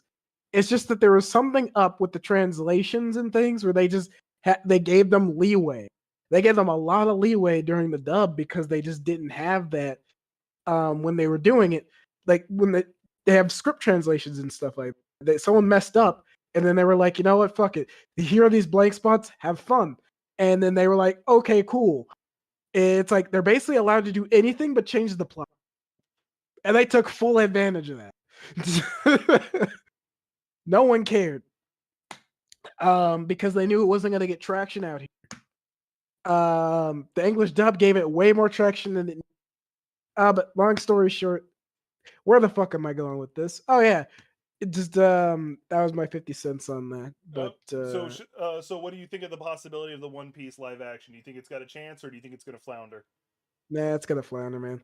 I'm gonna be upfront. I'm gonna be upfront. And this is me saying this is the most hopeful way I can. I feel like the anime scene when it comes to this is like it comes to a tax write off, and they just give it to whoever. They give it to whoever, and they say you can either make it in basically be a carbon copy, except it's live action, or they're gonna take liberties that would work if it was its own series. Like the most common review I've seen is that this would work like for the Cowboy Bebop show that they did a long time ago. The most common review I heard is that this could work if it was its own show and it wasn't trying to be Cowboy Bebop. But since it is, every one of the changes or visual things that show up in it are way more noticeable and become problematic because this is not the show. This is just your own little hodgepodge, like fan made thing. And it's funny because looking at it, it looks like they did actually care. Like they did try really hard, but they tried in the wrong directions. So that is my 50 cents is that if this is going to work, this is like what you said. Aesthetically, someone probably looked at One Piece and said, I can do it better. And then immediately, like, that's what we're going to get. Like, I don't know if this is an advertisement, though. This is like a fan made Photoshop. But if this legitimately is what the angle that they're working with, I would not be surprised if it's going to be another one of those hodgepodge tax write off. We're going to give this script to whoever. And then it ends up being, well, he's gonna be a pirate. He's gonna be like Luffy's gonna be a 30-year-old, like a early late 20s or teenager age, like pirate guy who was the son of Blackbeard for reasons. And then they're gonna do a whole angle where it's like people are randomly. There's no gum fruit. They're just born with these weird abilities, and they lived with them, and now they're cool pirate people. And they don't do the firebenders swimming can angle only with the bend gum fire if fruit. They fire don't is do present. anything. Yeah. It's gonna bleed into other animes. It's like Zora's gonna Goku get shows lost and up and bring they over announce other a cross. animes. Why is Chainsaw Man here? It's like Naruto shows up. It's like I heard you. It's like I have an anime in to engage you with cinematic universe. No. I got one better. Sam Jackson shows up in Afro Samurai and says, "I'm here to talk to you about the Anime Initiative." I would watch the whole show just to see him. What Like I was don't it? even think he'd be Afro Samurai. He would probably be Ninja. What was that fighting? What was the fighting anime game? I can't remember what it was called. Where you had like Luffy, you had Naruto. Oh, I think Shonen, it the was Jump Force. Shonen. I'm here to talk to you about the Shonen Jump Initiative. Here, I want you to join my Jump Force initiative. That's it. That was Jump Force Initiative. Thank you. And then you have Yu-Gi-Oh showing up. It's like I lay this down. It's time to Yu-Gi-Oh. duel. Why do you do that? I have a stutter. It kicks in every now and then. You got Yusuke showing I have up. threats. You have Yusuke showing up. You have just. Honestly, the more we talk about it, the more fascinating it sounds. The more I'm into it, as stupid as it is. Pikachu, the Detective Pikachu shows up. But yeah, Jack, continue. I'm sorry. All right, well, we got one last topic we were going to hit on, and because we've been going for like 2 hours, which makes this the longest coffee over gaming I've ever done, and I've been saying this whole time. My feet hate me. Anyway, so we're moving on to the last topic. Unfortunately, once again, because I was dumb in how I set this up, they're going to have to watch the stream, so their answers are going to be delayed. But I found a really interestingly edited Futurama scene that I wanted to share. We're going to watch it. I'll respond first to give them time to catch up. So here we go.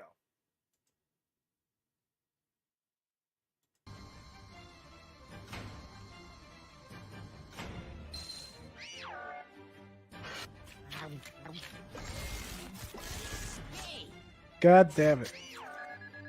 I already know what this is. Of course you do. You're a freaking meme lord. Well, I think I showed this to you. Actually, I got this from Violent Chocobo. I'm Bone.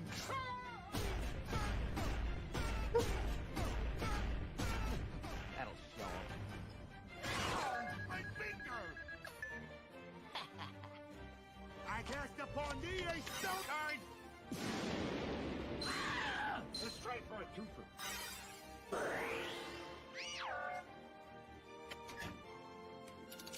Dark Magician! Dark Magic Attack!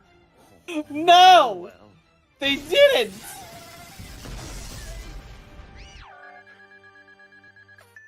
And that is why they call me Bender the Magnificent.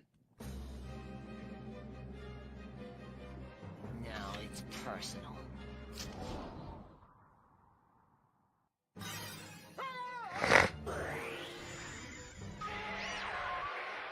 New blast.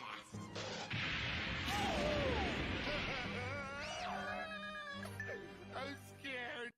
I learned how to handle delicate social situations from a little show called Three's Company. You are no match for my dragon style. You just lost the duel. Hit him and leak sock water.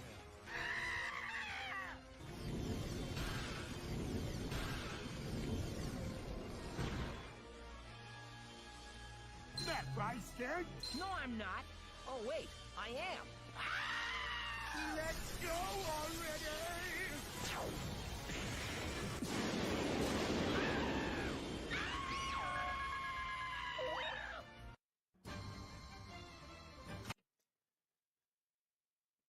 I don't know how much y'all needed that in your life, but I think this just goes to show you like just more and more of these like amazing edits people have done. Like there's another really good one like during Endgame where they replaced I forget Iron Man with Tuco and he just beats the shit out of Thanos at one point. It's just really effing weird, but I love that. That was really well done. I'm a huge fan of Yu-Gi-Oh and Futurama, and I really love how that was done. And I actually forgot to transition to the scene, so like I was a little tiny person. So, anyway. What'd y'all think? I think I was blurry through most of that, but I already saw it, and honestly, love it. Needs more response. Needs more views. Honestly, the fact that it wasn't number one on YouTube, I'm pretty. Oh, at least I assume it was. It's an amazing piece of work. It's pretty surprising. It's well edited, well sourced. It's good. Gothic. Okay, so I've never seen it before, to be honest. I tend to stay away from certain memes. Not for the fact that I just don't like them. I It's think just you just attacked Cool Walker's whole culture by saying that. hold up. I have watched memes. Thank you very much. Okay, Cool Walker's a meme lord. You're attacking him right now. I know 5 other meme lords that I'm probably attacking that aren't watching this right now. They just show up in chat. they somehow hack like this Jack's server and ends up in here. They just start beating up Gothic. Meme lord.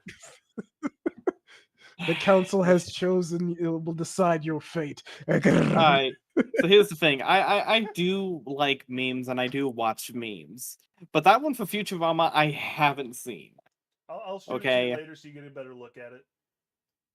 And to be honest, why did the doctor have to be a part of that? He was there. The professor is the wizard. What are you talking about? I kind of wish they did, like, The only Exodia sad did thing is that I version wish now. they did more reference to that though. Like the blue dragons could be something else, and Exodia could have been something else. Yeah, like you could have done like the Big Mom's kids or whatever as the three dragons, and then you could have done Zoidberg as the Exodia. Exodia instead of Exodia Oblivion. Come on already! Actually, yeah, that could have totally worked. That could have literally been it. But you know, it's, But- whatever. It's great for what It's they whatever. had on hand to do it, and it came out really good. It came out really good. Let me just say that the editing was good, and I'm very glad that they actually did it. It was Oh my god, Exodia could have been the mom. She just slaps. very- All right. Y'all got anything last to say? Because the next time we get together for this, I definitely want to like talk about like cyberpunk stuff like that. But we've been on for 2 hours, and I really want to sit down and enjoy just a nice hot cup of coffee and get myself killed in seafood. 2 more hours. We're straight for 2 more hours. Okay. No, I'm the host of this show. 2 more hours. Just cut it in half. All right, don't worry about it. Just end it whenever you want. No, here's what I'm gonna do. I'm going to just put you on the screen, and then I'm gonna leave it streaming. I'm just gonna go take a nap. I'll just let you go. You'll host my show for a bit. All right, time to demonetize Jack. I would be so pissed. You know, nope. Gothic Phoenix is now running it. She's a VTuber. You know, she can't do anything like that. Fuck, you're right. Damn it. Don't lie. Don't lie. You'll immediately go like, now to show you guys the NSFW version of my character. Let's not get into that, please. Someone's Alright, already done alright. that already. Um. We do need to get you another Anyway. bottle, though. Don't remind me. No, the things I gotta say is I had fun being on this, and I wouldn't mind coming back to do more of Nope, this. you've been banned because you you mentioned a certain movie that doesn't exist. Damn The it! last time on the show. Look, I only had to mention Jumanji because it was good. Okay. Speaking about movies, I'm gonna go back to that Tarantino. Like, he's got one last movie because he wants to, and there's been rumors circulating that he might gain he might get a chance to direct Star Trek, like a movie. And Mhm. I won't lie, I would love the fuck out of it if he did that. Like, literally end your last like your directing career on a high. The most influential the most influential franchise of an era, like the 60s and 70s, like the things he takes the most inspiration from. The thing that was like it moved a generation, like 60s 70s onward. It was like that was the thing. So I would totally be down if he actually made his own version of Star Trek under that brand, under the banner. Like, I'd be down if he made the next Star Trek movie. And that would be a big, like, even if it fails, like it ends up being horrible. Dude, you made a Star Trek movie. I have faith it'll be a good movie because the only movie I have an issue with is Inglorious Bastards, not because it's a bad movie, but because I thought it was more about the Inglorious Bastards and not about the French woman side of the story, because it was more about her story. I agree, but at the same time, it's like I agree in the sense that I feel like the film could have been more focused. I think he was trying to do a more Pulp Fiction-y take, like what he did last time, Yeah. considering it is just 3 or 4 big stories kind of wrapped into one. But at the same time, it still stuck the landing. Yeah. I think that the It's not person who bad. played Hans Landon he's one of my favorite he's one of my favorite actors because he can stolen act 2 in multiple movies like Tarantino that. films and you can have different reactions to his characters. Yeah. And he's stolen 2 movies like that, both times playing a German character. Mm-hmm. But I'll also say that yeah, there was just a rumor that is a strong possibility, and I'm just saying, please let that be true. Don't just do some generic Wild West film. Do the one that like it connected us all, and it was like a big Western franchise kind of thing that went on to spawn multiple franchises and things like that. I'm not even a big Star Trek fan. I just know about this. Like I can jive at the concept, but knowing how Tarantino thinks, I'm actually interested how he would write something like that. Like, I'm interested who would play in it. You can literally have all of his actors who's played with him over the years. You can literally have them all play a character in the movie. Sam Jackson, why are you here? I kind of my career kind of started because of him. Sam Jackson as a Vulcan. He's shown up in all of his movies just with random roles too. Like, he was the piano player in Kill Bill Volume 2. Mm-hmm. Like, he's just shown up in random movies for the guy. He just appears in movies ever since Pulp Fiction. He just kind of keeps showing up in all his movies, except maybe Dust Till Dawn or something like that. Because I imagine his appearance in Iron Man was supposed to be a one thing. He's like, oh cool, I get to be Nick Fury, this awesome character, whatever. Turns into him multi-contract. He's like, God damn it, I didn't count for this. No, even then, it's like motherfucker was in a, and he still ended up being in Django Unchained. It's funny how he said in one of the I think it was one Avengers Infinity War, he says motherfucker. Motherfucker. I'll say this though. Kingsman, it's like he did a great job in like Kingsman. even Sorry, in Inglorious Bastards, he's still in it. He's one of the voiceovers in the movie. Yeah. But he did a great job in Kingsman too, where he's not playing his normal character. Yeah. Yeah. So he is a good actor. He can play multiple roles. He just has the stigma of being I'm gonna put my foot in your ass. Yeah, I'd be down if he ended up being the captain or something, but more or less, if he actually was in the movie, he'd either play a side character like the Vulcan on the ship, the one that only exhibits anger. Samuel Jackson is the captain of the ship, negotiating with Klingons at some point. Hey, I'm gonna need you to get my wallet. It was on your ship for some reason. Which one's your wallet? The one that says Banff. What does Banff mean? Badass motherfucker. It's just it's a little tangent, but it's true. It's Tarantino, if you're watching this for whatever random ass reason that you would want to, you get this far. Coffee Over Gaming channel. He ain't yeah. I'm just gonna like Like- post this scene up and just like tag him in it. Yeah, just fucking Ivan D. Down. Please, I want you to make that movie because I feel like you could do not only a phenomenal job, especially with it being your last film you want to do before you retire from your directing career. I honestly even think, like, no matter what happened, this film would be immaculate. There's so much angles you could do because of the whole, like, the space is vast and everything. You could literally have every single one of the actors you've ever cast in a role play a role in the movie. Like a role on the ship. Just Like the like a engineer send-off could kinda really thing, be maybe. like the landing actor. It could be him. In the freaking the pilot could be the bride. It can be Uma Thurman. no, I was not even gonna say Uma Thurman. I was actually gonna, She was the bride. yeah, I know. Okay, but my one request: if he did a Star Trek, there's one thing he has to do. There is no choice in it. He has to wear a red shirt at some point Oh dear because he God. shows up in all of his own movies. He has to wear a red shirt at some point. Like which one? He's shown up in all of his movies at some point. Like he makes small cameos in his own movies. So if he shows up, if he keeps to that trend, Oh my God! You're He talking needs about to wear a red Tarantino shirt. wears a red shirt. No, because it's funny because he's died at least 3 times in his own that's movies. the reason. Oh fuck! You didn't Yeah, even because think of that, did he you? doesn't. He only has one movie I can note that he doesn't die in, and that's Pulp Fiction. And that's it. Every other movie he's died in. I just He killed blew Paul himself Walker. up in one of them. Holy shit! All right. Before we, But no, because yeah. us three will just keep talking indefinitely. I am going to have to bring this to an end. I'm going to force close Just this. cut thing. it. Just cut it. Don't even Yeah. give him them. I'm Just going cut to it. take over the scene, and I'm going to mute y'all's mics. End it and like y'all The can keep going. Sopranos. Just end it with a cut. They're muted now, so they can't talk. I appreciate y'all being here. I hope y'all enjoyed this. They can't even see you. He's flipping me off, by the way, in case y'all want to know. So if y'all enjoyed this, hit the subscribe button, hit the like button, share it, whatever. You know the usual stuff. See you in the next one.